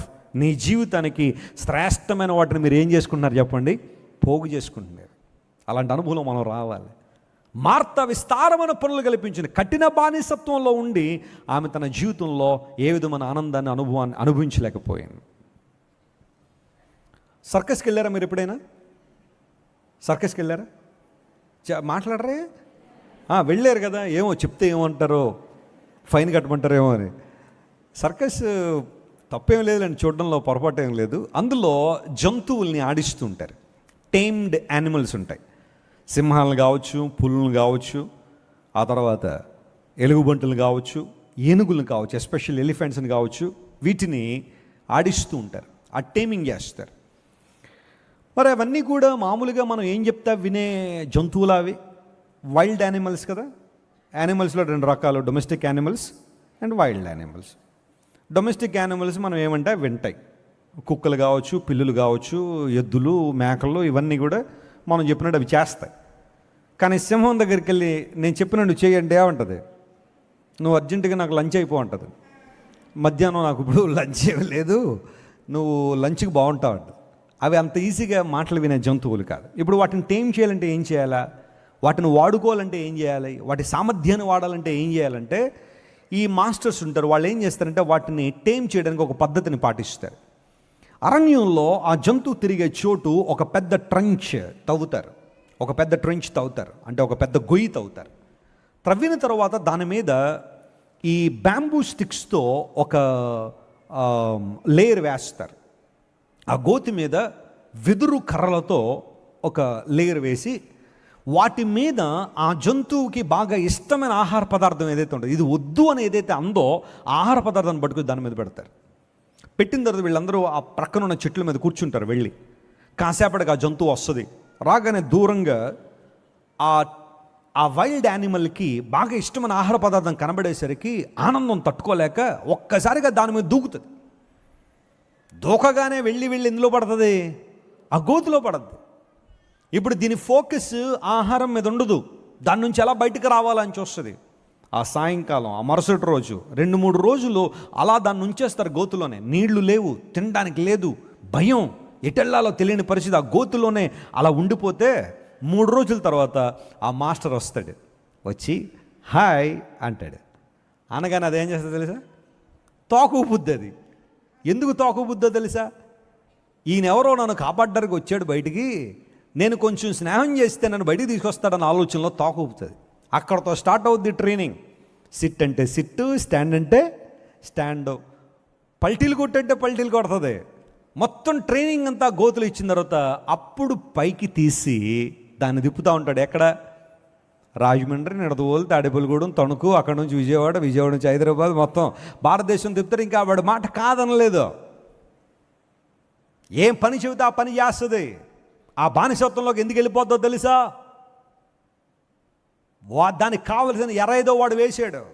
చాలాసార్లు మనిషి జీవితంలో కఠినమైన బానిసత్వంలోకి రావడానికి కారణం ఏదో ఒక ఆకర్షణ, లోక సంబంధమైన ఆకర్షణ ఏదో నిన్ను లాగడం ద్వారా దేవునికి దూరం అయిపోయే అనుభవాలు నీ జీవితంలో కనబడుతున్నాయేమో. అయితే బైబిల్ సెలవిస్తూ ఉంది, when I remember my people, when I would like to bring them out of the slavery. బబులోను దేశంలో 70 సంవత్సరాలు వారు చెరున్న తర్వాత బబులోను రాజు వారు ఎన్ని రకాలుగా ఇబ్బందులు పెట్టాలని రకాలుగా ఇబ్బందులు పెడతాడు. వారిని ఇబ్బంది పెట్టే పరిస్థితులు రావచ్చు, బాధ, ప్రయాస, కఠిన దాస్యం వారు చేసుకున్న తర్వాత I remember my people one day based on my promise. నేను ఇచ్చిన వాగ్దాన ప్రకారం ఇర్మియా దైవజనుని మీద దేవుడు మాట్లాడాడు. 70 సంవత్సరాల తర్వాత నా ప్రజలు నేను దర్శించబోతున్నాను, వారి జీవితంలో శుభ దినాలు రాబోతున్నాయి. నేను వారిని దర్శించిన రోజున నా ప్రణాళికలు వారి జీవితంలో నెరవేరుస్తాను. ఆ ప్రణాళికలు ఎలా అంటే రాబో కాలానికి నిరీక్షణ కలిగినట్లుగా వారికి సమాధానం ఇచ్చే ప్రణాళికలే కానీ వారికి హానికరమైన ప్రణాళికలు కాదు. గట్టిగా చప్పట్లు కొట్టి దేవుని మహిమపరచండి. when I bring them out of the slavery, ఆ కఠిన దానిశత్వంలోంచి వారు బయటకు వచ్చిన తర్వాత they rejoice in my presence. వారు నా సన్నిధిలో ఆనందిస్తారు. క్రొవ్వుతో నేను వారిని తృప్తిపరుస్తాను, యాజకులను తృప్తిపరుస్తాను, మనుషులను తృప్తిపరుస్తాను, వారి జీవితంలో నా ప్రణాళికలు నెరవేరుస్తానని దేవుడు వాగ్దానం చేసి ఇర్మియాతో చెప్పినప్పుడు ఆ 70 సంవత్సరాల చెర ముగిసిన తర్వాత ఏ రాజు అయితే నిన్ను బాధ పెట్టాడో, ఏ బబులోను రాజు అయితే నేను అపహాస్యం చేశాడో వారిని చూసి నువ్వు అపహాస్య గీతాలైతే రోజు రాబోతోంది. నమ్మిన వారు స్తోత్రం చెప్పండి. హల్లెలూయా. Have you been crushed, my friend? Have you been oppressed by somebody? నీ జీవితంలో ఎవరి ద్వారా అణిచివేయబడుతున్నావా? టార్మెంట్ గురవుతున్నావా? టార్చర్ గురవుతున్నావా? హెరాస్మెంట్ చేయబడుతున్నావా? భయంకరమైన మానసిక పరిస్థితుల మధ్య నలిగిపోతున్నావా? దేవుడు సెలవిస్తున్నాడు, దేవుడు నీకు విడుదల దయచేయబోతున్నాడు. ఆయన శక్తి, ఆయన ప్రభావం, ఆయన బలము ద్వారా నీకు విడుదల ఇవ్వడం ద్వారా నువ్వు అనేక మందికి దీవెనకరంగా, ఆశీర్వాదకరంగా ఉంటావని దేవుని లేఖనం చాలా స్పష్టంగా తెలియజేస్తూ ఉంది. రాగలవ ప్రభు దగ్గరికి. కట్టిన దాస్యం నుండి దేవుడు నిన్ను విడిపించి తన మహిమతో ప్రభువుని నిలబెట్టే దేవుడు, తన కృప కొరకు దేవుడు నిన్ను వాడుకుంటాడు. చాలాసార్లు మీకు చెబుతున్నాను, amazing grace, how sweet the sound that saved a wretch like me. I was once lost but now I am found. I was once filled with darkness but now God brought me into light అనే చక్కని పాట రాసిన దేవుని సేవకుడు John Newton అనే దేవుని సేవకుడు చక్కని పాట రాశాడు ఆయన. వాస్తవానికి ఆయన ఒక స్లేవ్ షిప్కి కెప్టెన్గా ఉండేవాడు. చాలామంది నల్ల జాతీయుల్ని కట్టలు కట్టి తెల్ల దేశాలకు అమ్మేస్తుండేవారు. ఆ ప్రక్రియలో ఇద్దరు కూర్చోవాల్సిన చోట నలుగురిని కూర్చోబెట్టడం, 10 మంది ఉన్న చోట 20 మందిని కూర్చోబెట్టి చేతులు సంఖ్యలు వేసేసి వారికి సరిగ్గా భోజనం పెట్టక భయంకరంగా వారిని టార్చర్ చేసి ఆ ప్రయాణం సాగే 3-4 నెలలు కూడా వారిని మాట్లాడినవ్వకుండా చాలా భయంకరంగా ట్రీట్ చేసి ఆ తర్వాత తీసుకొచ్చి అట్లాంటా ట్రేడ్ సెంటర్లో అమ్మేసేవారు. వారి యొక్క రూపాన్ని బట్టి, వారి సైజుని బట్టి, వారి బలాన్ని బట్టి డబ్బులు పెట్టి కొనుక్కుని తీసుకెళ్ళేవారు నల్ల జాతీయులు. వెళ్లే ముందు వారి చెవికి ఒక రంధ్రం కొట్టేవారు. ఇక్కడ ఆ రంధ్రం దేనికంటే ఇక వీడు బానిస, life long is a slave అని చెప్పడానికి ఒక గుర్తు వేసేవారు చెవి దగ్గర. ఒకవేళ ఎవరైనా సరే ఆ యజమాని దగ్గర ఉన్న తప్పించుకుని మరొక యజమాని దగ్గరికి వెళ్తే మొట్టమొదటిగా చెవి చెక్ చేసేవారు అనమాట. ఈ చెవికి ఏమైనా రంధ్రం ఉందని చెక్ చేసేవారు. భర్త ఉందండి అంటే నమ్మేవాళ్ళు కాదు. భర్త ఎందుకు ఉంటుందా? ఆ రంధ్రం దానికి ఎవడో కొట్టాడు అంటే నువ్వు ఎవరికో బానిస ఆల్రెడీ, అందులో బట్టి మళ్ళీ get back to your master అని పంపించేశారు. వాళ్ళు అంత ఈజీగా చేర్చుకునేవాళ్ళు కా. జాన్ న్యూటన్ ఆ ట్రేడ్ షిప్కి కెప్టెన్గా ఉంటూ చాలా రూత్లెస్గా బిహేవ్ చేసేవాడు. ప్రేమ, దయ, జాలి, కనికరం, ఈ మాటలకు అర్థం తెలియదు అతనికి. చాలా రూడ్గా ఉండేవాడు. కొంతమంది రూడ్ బిహేవియర్ ఉంటుంది చూడండి. భార్య ఏడుస్తుంటే పట్టించుకోరు, భర్త ఏడుస్తుంటే పట్టించుకోరు, కొంతమంది పిల్లలు ఏడుస్తుంటే పట్టించుకోరు. వాడు ఆపాల్సినప్పుడు ఆపుతాడులేండి అన్నట్టుగా అలాగే వదిలేసేవాళ్ళు కొంతమంది. చాలా రూత్లెస్ బిహేవియర్ ఉంటుంది. ఎంత మాట అంటే అంత మాట అనేస్తూ ఉంటారు. ఇతరుల గాయపరిచే అనుభవాలు, బాధపెట్టే అనుభవాలు. అలాంటి పరిస్థితుల్లో జాన్ న్యూటన్ ఉన్నాడు. ఒక రోజున ఆ షిప్ వెళ్తూ ఉంటే తుఫాన్లో చిక్కుకుంది.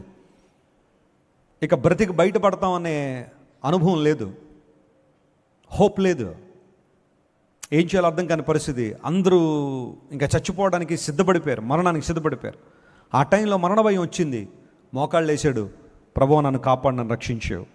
ఈ షిప్ గనక జాగ్రత్తగా ఒడ్డుకు చేరుకుంటే నువ్వు నన్ను బ్రతికిస్తే నీ కోసం బ్రతుకుతానని నిర్ణయం తీసుకున్నాడు. దేవుని కృపను బట్టి ఆ తుఫాన్ నుంచి విడుదల పొందాడు. బయటకు వచ్చిన తర్వాత ఆయన ఆ స్లేవ్ షిప్కి కెప్టెన్గా తన జాబ్ని రిజైన్ చేసి దేవుని వాక్యాన్ని పఠించడం ప్రారంభించి ఒక బైబిల్ కాలేజ్కి వెళ్ళి దేవుని వాక్యాన్ని నేర్చుకున్న తర్వాత ఒక చర్చ్లో దేవుని సేవకునిగా ఆయన అపాయింట్ చేయబడ్డాడు. ఆయన రాసిన పాటలు చాలా ఉన్నాయి, కానీ ఈ పాట మాత్రం చాలా ప్రాముఖ్యతలోకి వచ్చింది, ప్రాచుర్యంలోకి వచ్చింది. Amazing grace, how sweet the sound. దేవుని కృప ఎంత గొప్పది. ఒకప్పుడు నేను నశించిపోయిన యేసుప్రభువుని రక్షించాడు. ఒకప్పుడు నేను దాస్య గృహంలో ఉన్నాను. వాస్తవానికి నేను వారిని స్లేవ్స్ అనుకున్నాను, కానీ నేను స్లేవ్ అనే విషయం నేను గుర్తించలేకపోయాను. But now God set me free. దేవుడు నన్ను విడుదల చేశాడు. ఆయన కొరకు నా జీవితకాలంతో బ్రతుకుతానని జాన్ న్యూటన్ తన జీవితకాలం అంతా నమ్మకంగా దేవుని సేవ చేసి ప్రభు రాజ్యానికి వెళ్ళిపోయాడు. దేవుని స్తోత్రం చెప్పండి, హల్లెలూయా. దేవుడు ఏం కొట్టివేశాడంటే మన మీద ఉన్న పాప శిక్షను కొట్టివేశాడు తన మరణం ద్వారా. రెండవది, మన మీద ఉన్న బాధ, ప్రయాస, కఠిన దాస్యములో ఉన్న మనలను ఆయన ఆ దాస్యాన్ని కొట్టివేసి ఎవరైతే మనల్ని ఇబ్బంది పెట్టారో వారిని చూసి మనం పాట పాడేంతగా ఆ స్థాయిలో దేవుడు మనల్ని తీసుకొచ్చాడని లేఖనం సెలవిచ్చింది. మూడో మాట చెప్పి నేను ముగిస్తాను చూడండి.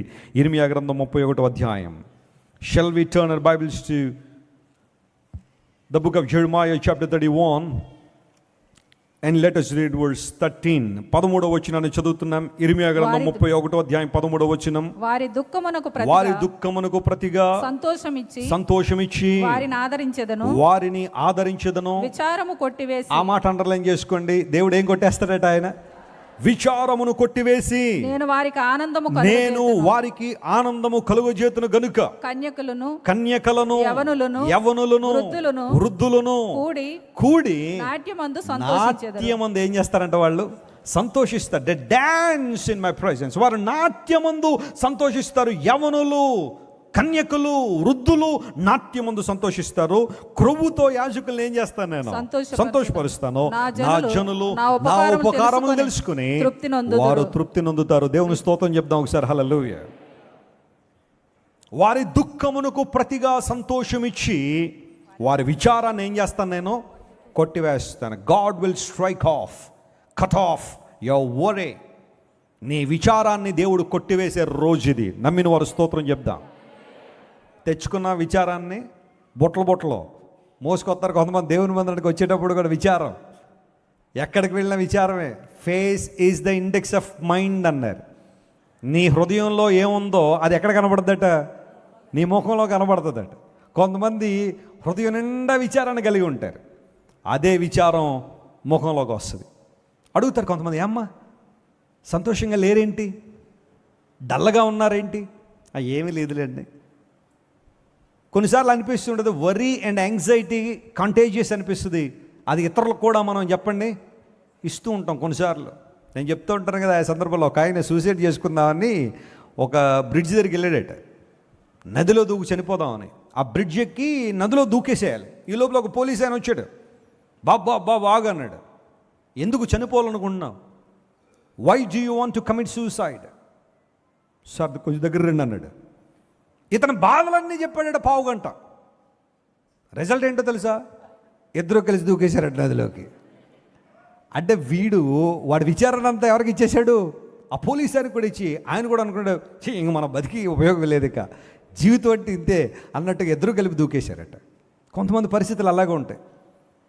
నీ విచారం కొంతమందికి అంటిస్తూ ఉన్నావా? ప్రక్కోళ్ళకి అంటిస్తూ ఉన్నావా? దేనికి విచారం? దేనికి చింతపడుతున్నావు? ప్రతి చిన్నదానికి బైబిల్ సెలవిస్తూ ఉంది, దేనిని గురించి మీరు ఏం పడకండి, చింతపడకండి. అంటే మనం అన్నిటి గురించి ఏం పడతా ఉంటాం? చింతపడతా ఉంటాం. యాంగ్జైటీ చాలామంది జీవితాలను వారు చేయగలిగిన పనులు కూడా చేయనివ్వట్లేదు. They are very smart, they are very good to do something in their lives, but they are not doing it. You know why? Anxiety, depression crushing their lives. వారి జీవితాలను అణిచివేస్తూ ఉంది విచారం. దేనికి విచారపడుతున్నావు? ప్రతి చిన్నదానికి. లేఖనం సెలవిస్తూ ఉంది. 31వ అధ్యాయం మీరు ఇంటికి వెళ్తారు చదివితే, ఇర్మియా గ్రంథంలో చాలా మంచి మంచి వాగ్దానాలు దానిలో ఉంటాయి. శాశ్వతమైన ప్రేమతో నేను ఏం చేస్తున్నాను? ప్రేమిస్తున్నాను కనుక విడువక నీ ఎడల కృప చూపిస్తున్నా. I have loved you with an ever lasting love. ప్రపంచంలో ఎవరైనా మనకు శాశ్వత ప్రేమనిస్తారా? చెప్పండి, ఎవరైనా ఇచ్చేవాళ్ళు ఉన్నారా? శాశ్వత ప్రేమ యేసుప్రభు ఉన్నాడులేండి. దేవుడి గురించి కాకుండా, ఆయన కాకుండా ఎవరైనా ఇవ్వగలరా శాశ్వతమైన ప్రేమ? ఇటర్నల్గా మనల్ని ఎవరైనా ప్రేమించగలరా? నెవర్. మనుషుల ప్రేమలకు హద్దులు ఉన్నాయి. ఎవరిని ఎంత ఇష్టపడినా ఒక రోజున ఆ ప్రేమకు బౌండరీ ఉంటుంది, సరిహద్దు ఉంటుంది. భర్త నిన్ను బాగా ప్రేమించవచ్చు, కానీ ఏదో ఒక రోజు నేను విడిచి వెళ్ళిపోవచ్చు. అతను భార్య నిన్ను బాగా ప్రేమించవచ్చు, అనారోగ్య పరిస్థితులు బట్టి నీకు కావలసినవి ఆమె ఇవ్వలేకపోవచ్చు. కొన్నిసార్లు నేను విడిచి వెళ్ళిపోవచ్చేమో. పిల్లల్ని బాగా ప్రేమించవచ్చు, కానీ వారు బహుశా నీ కళ్ళ ముందే కొన్నిసార్లు గతించిపోవచ్చేమో. నేను ఒకసారి ఒక ఇంటిని దర్శిస్తే తల్లిదండ్రులు ఇద్దరు సోఫాల్లో, 2 సోఫాల్లో కూర్చుని ఉన్నారు. యూజువల్గా సేవకులు ఎవరైనా ఇంటికి వస్తే యూజువల్గా లేచి రండి వెస్లీ గారు లోపలికి రండి అని ఎవరైనా చెప్తారు కదా. వాళ్ళిద్దరు అలాగే కూర్చుని ఉన్నారు. నాకు అర్థం కాల. లోపలికి వెళ్ళిన తర్వాత పరిస్థితి ఏంటని తెలుసుకుంటే తెలిసిన విషయం ఏంటో తెలుసా? వారి కుమార్తె యవ్వన కాలంలోకి వచ్చింది. ప్రతి విషయం తన తల్లితో చెప్పుకునే ఆమె ఒక రోజున ఏమైందో తెలియదు, సడన్గా సూసైడ్ చేసుకుని చచ్చిపోయింది. ఆమె బాధ ఏంటంటే నా కుమార్తె చచ్చిపోయిందని కాదండి, అన్నీ చెప్పేది, ఈ విషయాన్ని ఎందుకు చెప్పలేదు అని తల్లి ఏడుస్తుంది. సరే ఆమెను తీసుకెళ్లారు. ఆమె చనిపోయిందని తెలిసిన తర్వాత బాక్స్లో పెట్టిన తర్వాత వాళ్ళ కుమారుడు అమెరికాలో పైలట్ ట్రైనింగ్ తీసుకుంటున్నాడు. విమానాలు నడపాలనే ఆశ. తక్కువ లేదంటే 2.5 కోట్లు ఖర్చు పెట్టాలి. 2.5 కోట్లు ఒక పైలట్ అవ్వాలి అంటే. లేదు ఇంకా బేసిక్గా ఖర్చు పెట్టాలంటే కనీసం ₹1,00,00,000 అన్నా ఏదో చిన్న ఇన్స్టిట్యూట్లో నేర్చుకుంటే. అంత డబ్బులు ఖర్చు పెట్టి ఆ వ్యక్తిని జాయిన్ చేసి అమెరికాలో పైలట్ ట్రైనింగ్ అవుతున్నాడు. ఫోన్ చేశారు, నాయనా చెల్లి చచ్చిపోయిందిరా, ఒకసారి రా చివరి చూపు చూసుకోవడానికి, నువ్వు వచ్చితేనే కానీ బరియలు చేయమన్నారు. ఏడ్చాడు, ఫోన్లోనే దుఃఖపడ్డాడు. వెంటనే అప్పటికప్పుడు టికెట్ బుక్ చేసుకుని చాలా ఎక్కువ ఉంటాయి, అయినా పర్లేదు ఆ టికెట్ బుక్ చేసుకున్నాడు. బ్యాగ్ అంతా సర్దుకున్నాడు. ఎయిర్పోర్ట్కి వెళ్ళాలి, 20 కిలోమీటర్ల ఇంటి నుంచి ఎయిర్పోర్ట్కి. కారు ఎక్కి ఎయిర్పోర్ట్కి వస్తున్నాడు, మధ్యలో యాక్సిడెంట్ అయిపోయి కొడుకు చచ్చిపోయాడు. ఎంత భయంకరమైన పరిస్థితి అంటే తల్లిదండ్రులకి 2 శవాలు ఒకే రోజు వ్యవధిలో. చెల్లిని చూద్దామని బయలుదేరి ఎయిర్పోర్ట్కి వస్తుంటే మార్గ మధ్యంలో అతను బాగానే వెళ్తున్నాడు, వేరే కారు వచ్చి కొట్టేసరికి స్పాట్ డెడ్. ఎయిర్పోర్ట్లో ఫ్లైట్ ఎక్కుతున్నాను అన్న మెసేజ్ రావాల్సింది పోయి పోలీసు నుండి ఫోన్ వచ్చింది, మీ కుమారుడు చచ్చిపోయాడండి. సార్ మీరు ఏం చెప్తున్నారండి? ఎవరికి చెప్తున్నారు సార్ మీరు? మా కుమారుడు చచ్చిపోవడం ఏంటండి? ఆల్రెడీ మా కూతురు చచ్చిపోయి ఏడుస్తున్నాం సార్, ఇక్కడ మళ్ళీ మా కుమారుడు చచ్చిపోయాడు అంటారేంటి? ఫోటో పంపించారు. I'm so sorry. ఆ హార్ట్ బ్రేక్ ఎవరైనా తీర్చగలరంటారా? ఆ తగిలిన గాయం కొన్ని నెలలు గతించిపోయిన ఆ భార్యాభర్తలు రోజుకు ఒక పూట కూడా భోజనం చేస్తున్నారు కూడా తెలియదు. ఆ సోఫాల్లో కూలబడిపోయి ఏడుస్తున్నారు విచారం. నాకు చాలా బాధ అనిపించింది ఆ విషయాన్ని విన్న తర్వాత.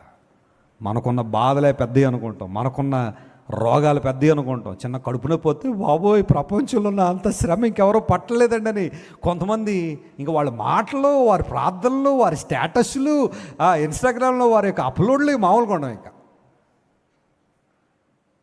ఎంత కష్టంతో నలిగిపోయే వాళ్ళు ఉన్నారు తెలుసా ప్రపంచంలో.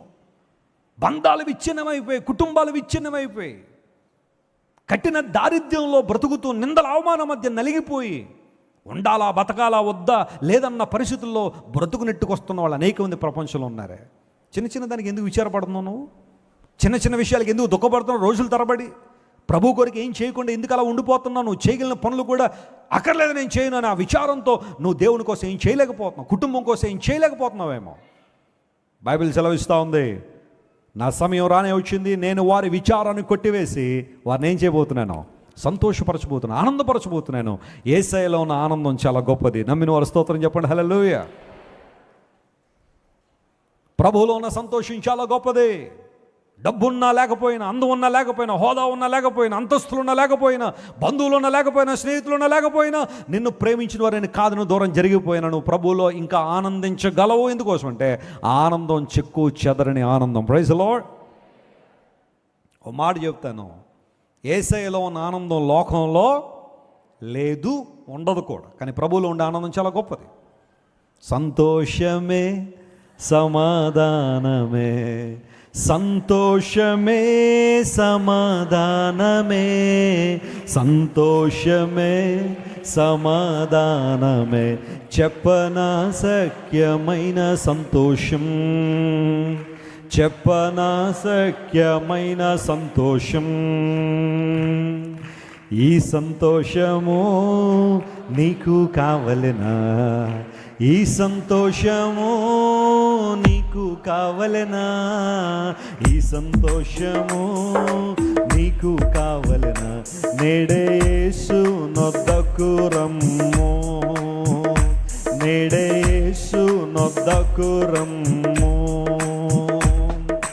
సంతోషమే సమాధానమే, సంతోషమే సమాధానమే, సంతోషమే సమాధానమే, చెప్పనా సఖ్యమైన సంతోషం, చెప్పనా సఖ్యమైన సంతోషం. ఒకసారి ఒక చర్చ్లో ఇలాగే ఒక పాస్టర్ గారు అమ్మాయి ఉంది. ఆ అమ్మాయిని పాట పాడమని పాస్టర్ గారు సడన్ సర్ప్రైజ్ ఇచ్చారు. ఇప్పుడు నా కుమార్తె వచ్చి పాట పాడుతుంది అన్నాడు. చిన్న కుమార్తె. ఆమెకేమో భయం వేసేసింది. కొంతమంది స్టేజ్ ఫియర్ ఉంటుంది. ఎప్పుడు ఏ ఫియర్ ఉంటుంది? నలుగురిని చూసేసరికి కాళ్ళు ఇలా వణిగిపోతూ ఉంటాయి. సాక్ష్యం చెప్పాలంటే కొంతమందికి ఇబ్బంది, చెప్పడానికి చాలా ఉంటుంది కానీ చెప్పలేరు. పాడాలని ఉంటుంది కానీ పాడలేరు, ఎందుకంటే స్టేజ్ ఫియర్ ఉంటుంది కొంతమందికి. చూడగానే ఉన్న పాట కూడా ఏమైపోతారు చెప్పండి? మర్చిపోయి ముందు లేని వెనక లేని ముందు పాడేస్తూ ఉంటారు. ఇలాంటి స్టేజ్ ఫియర్ ఉన్న వాళ్ళు కొంతమంది ఉంటారు. సరే, ఆ అమ్మాయి కూడా స్టేజ్ ఫియర్ ఎక్కువ ఉంది. పాస్టర్ గారు పైకి పిలిచారు, ఇప్పుడు నా కుమార్తె పాట పాడుతుందని. డాడీ వద్దు డాడీ అని. లేదు నువ్వు పాడాలన్నాడు.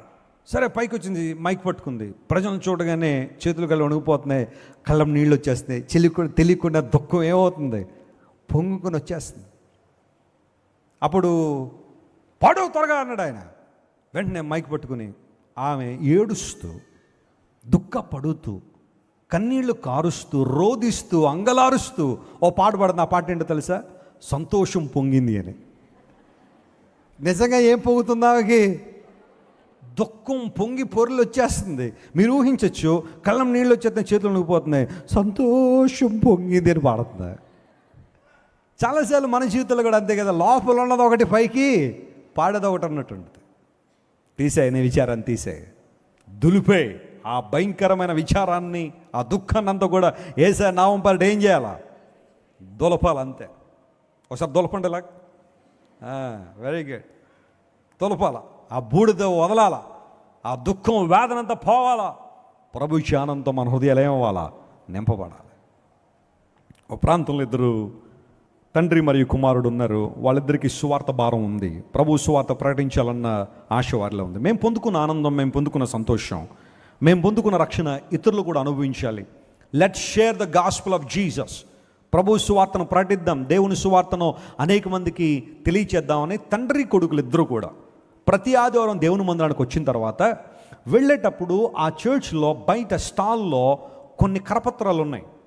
వాటిని ఆ ఏరియాలన్నీ కూడా పంచిపెట్టాలని చెప్పి నిర్ణయించుకున్నారు తండ్రి కొడుకులు ఇద్దరు. ఆదివారం మధ్యాహ్నం నుంచి ఖాళీగానే ఉంటాం కదా, why should we waste our time, let's share the gospel, let's give away these tracts to somebody.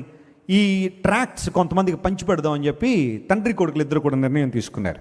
ఆదివారం వస్తున్నారు, ప్రభువులో ఆనందిస్తున్నారు, సంతోషిస్తున్నారు, దేవుని వాక్యాన్ని పఠిస్తున్నారు, వాక్యాన్ని వింటున్నారు, చక్కగా దేవునిలో ప్రార్థన చేసుకున్నారు. ఇంటికి వెళ్ళిన తర్వాత కొంచెం భోజనం చేసేసి ఇప్పుడు తండ్రి కొడుకులు ఇద్దరు కూడా ఒక ఏరియాను వారిద్దరు కూడా నిర్ణయించుకుని స్టార్ట్ చేసి ప్రతి ఇంటికి వెళ్ళి నాక్ చేసి ఎవరైనా తలుపు తెరిస్తే వారికి ఆ ట్రాక్ట్, ఆ సువార్త కరపత్రిక ఇచ్చి, ఒకవేళ ఎవరైనా తలుపులు తెరవకపోతే అక్కడ ఆ హోల్డర్లో ఆ ట్రాక్ట్ ఉంచేసి మరలా నెక్స్ట్ హౌస్కి వెళ్ళాలని వారి ఆలోచన.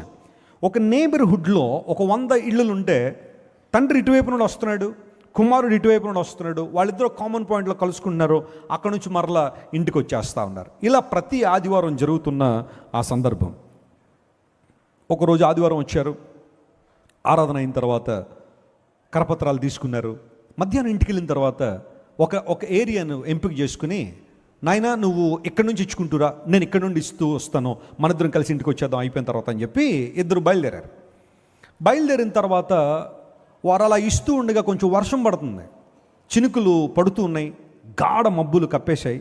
ఆ సందర్భంలో వర్షం పడుతుంటే ఫాదర్ ఇంకా గివప్ చేసి, వర్షం వస్తుంది కదా ఇంక ఇప్పుడు ఏమిస్తానని చెప్పి గబగబా కుమారుడు దగ్గరికి వచ్చి దూరంగా పిలిచాడు, నాయనా వచ్చేయి, కారు ఎక్కేసాయి అన్నాడు. డాడీ నా చేతులు ఇంకొక కరపత్రం ఉంది, ఇది ఇచ్చేస్తాను, ఇది ఇచ్చిన తర్వాత వస్తాను, you go and SIT in the car, let me go and give it అని చెప్పి ఆ కుమారుడు ఆ కరపత్రిక ఒక్కటి ఉంది, దీనికి ఇవ్వాలా, ఎవరికి ఇవ్వాలా అని చెప్పి ఆ వ్యక్తి ఒక ఇంటికి వచ్చాడు. ఇంటికి వచ్చి కాలింగ్ బెల్ మోగించాడు, ఎవరు రాలేదు. సరే ఆ హోల్డర్లో పెట్టి వెళ్ళిపోదాం అనుకున్న సమయంలో ఆ చిన్న కుమారునికి హృదయంలో ఉన్న ప్రేరేపణ ఏంటంటే ఇంకొకసారి బెల్ ప్రెస్ చేద్దాం, ఎవరైనా వస్తారేమో చూద్దామని. సెకండ్ టైం ప్రెస్ చేశాడు, బెల్ మోగుతుంది కానీ ఎవరూ బయటికి రావట్లేదు. ఇంకా అక్కడ పెట్టేసి వెళ్ళిపోదాం అన్న సమయంలో ఈ చిన్నపిల్లవాడు అనుకున్నాడు, ఇంకొకసారి ట్రై చేస్తాను నేను, ఈ మూడోసారి కనుక ఎవరైనా వస్తే ట్రాక్ట్ ఇస్తాను, లేదంటే ఇక్కడ పెట్టేసి వెళ్ళిపోతానని చెప్పి ఒక్క నిమిషం ఆగి మూడోసారి ప్రెస్ చేశాడు. చేయగానే అతనికి ఊహలకు మించి ఒక ముసలామె తలుపు తెరిచింది. బాబు ఏం కావాలి? ఈ కరపత్రిక మీకు ఇవ్వాలని వచ్చానండి. ఏముంది దానిలో? It has a message of Christ, that Christ loves you so much and He gives you joy beyond measure. ఈ లోకం ఇవ్వలేని ఆనందం, సంతోషం ప్రభు మీకు ఇస్తాడు అని తనకు తెలిసినవేవో కొన్ని మాటలు చెప్పి ఆ ట్రాక్ట్ ఆ స్త్రీ చేతిలో పెట్టాడు. Please read it.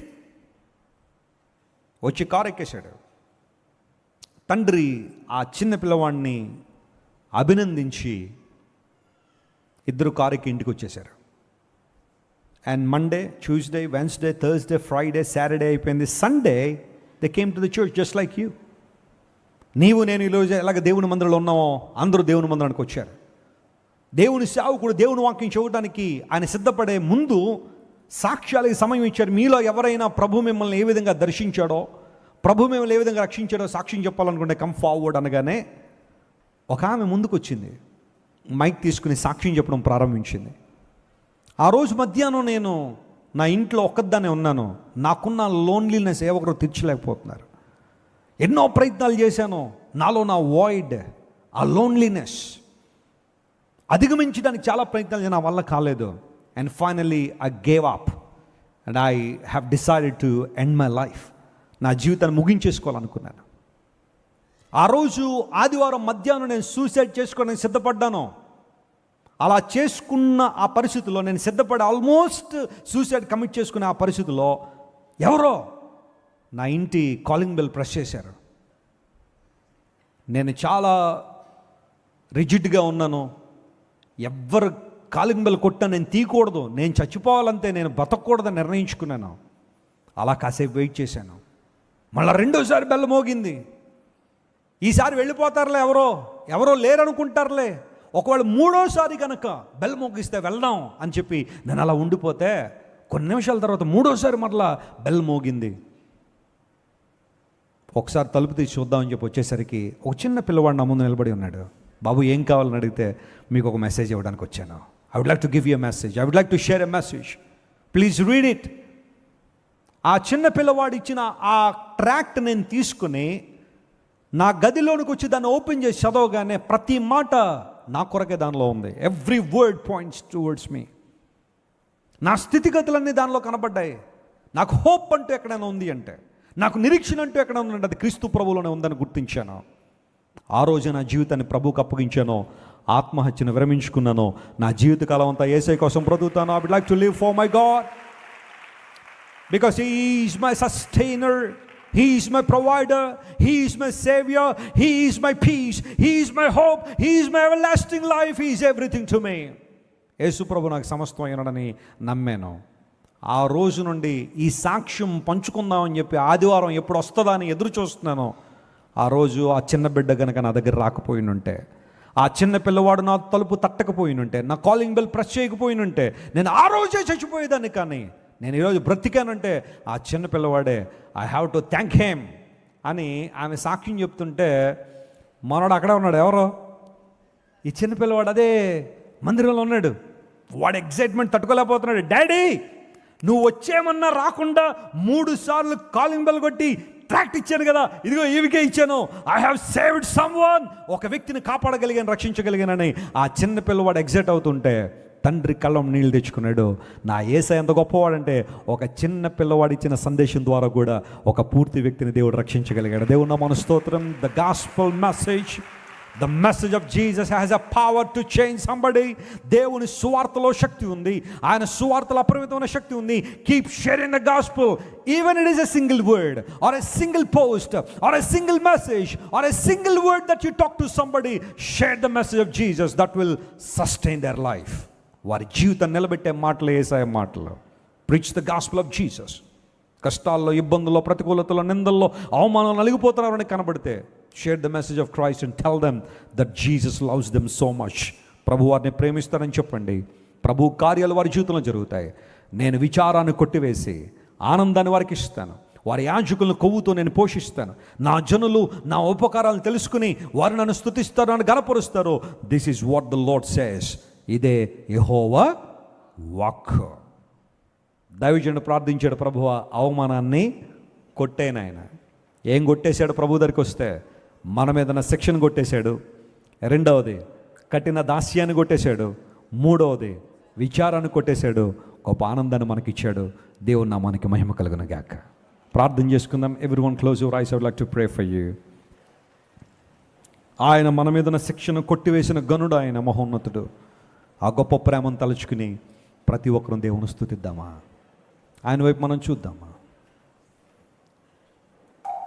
D minor. అందరం ప్రభు వైపు చూద్దాం. అవునయ్యా, నీ ప్రేమ గొప్పది ప్రభు. అవమానాన్ని కొట్టేయని దావీదును ప్రార్థన చేశాడు. అవును, పాపంలో వచ్చిన అవమానాన్ని ప్రభువు కొట్టివేశాడు. అవమానం మాత్రమే కాదు, శిక్షణ కూడా కొట్టివేశాడు. యెహోవా ఆమె శిక్షను కొట్టివేసి ఉన్నాడని జెఫన్యా గ్రంథంలో రాయబడిన మాట మనం చూసాం. క్రీస్తు ప్రభు వారి లోకానికి రావడం ద్వారా, తన ప్రేమను వ్యక్తం చేయడం ద్వారా మనందరినీ తన యొక్క మహిమతో నింపి మన మీద శిక్షను కొట్టివేసి, అవమానాన్ని కొట్టివేసి, కఠిన దాస్యాన్ని కొట్టివేసి, లోకం మన మీద కాడిని మోపింది. కఠిన దాస్యంలోనికి మనల్ని తీసుకెళ్ళిపోతుంది లోకం. కానీ ప్రభువారు మనకి స్వాతంత్రాన్ని ఇచ్చి తన రక్తం పెట్టి మనల్ని కడిగి తన బిడ్డలుగా మనల్ని చేసుకుని ఆయన కొరకు పని చేయవారంగా, ఆయన కొరకు జీవించే వారంగా దేవుడు మనల్ని నిలబెట్టాడు. ఆయన వైపు మనం చూద్దాం. D minor, D minor, minor. జాలితో ప్రేమతో పిలచే మంచి కాపరి, జాలితో ప్రేమతో పిలచే మంచి కాపరి, చెదరి చెడిన గొర్రెనైతే పడితి పాప కూపమందు, చెదరి చెడిన గొర్రెనైతే పడితి పాప కూపమందు, చేరదీసి సేదదీర్చి, చేరదీసి సేదదీర్చి, చేర్చే శాంతి నగరిలోన, చేర్చే శాంతి నగరిలోన, జాలితో ప్రేమతో పిలచే మంచి కాపరి, జాలితో ప్రేమతో పిలచే మంచి కాపరి. ప్రభువా, చెదిరిపోయినప్పుడు చెడిపోయినప్పుడు నన్ను లేవనెత్తిన దేవుడు నాయన, జాలితో ప్రేమతో నన్ను పిలిచిన దేవుడు. నా మీద జాలి పడ్డవాళ్ళు ఒక్కళ్ళు కూడా లేరు, నా మీద కనికర పడ్డవాళ్ళు ఎవరు లేరు ప్రభువా. నా పాపాన్ని బట్టి, మా అపరాధములను బట్టి మమ్మల్ని అసహించుకునేవారే కానీ, అయ్యా మా దౌర్భాగ్యతను అసహించుకునేవాళ్ళే కానీ మమ్మల్ని ప్రేమించేవాళ్ళు ఎవరు లేరు.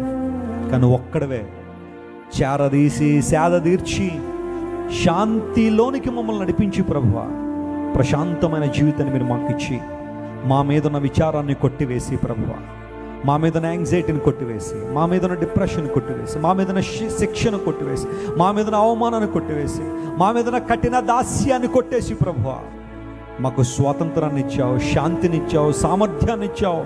నీకు స్తోత్రాలయ్యా. నీ ప్రేమ ఎంత గొప్పది నాయన. విన్న వాక్యాన్ని మా అందరి హృదయాల్లో పదిలపరచండి. నువ్వు మా మీద ఉన్న అవమానాన్ని కొట్టివేయడానికి లోకానికి వచ్చిన దేవుడు నాయన.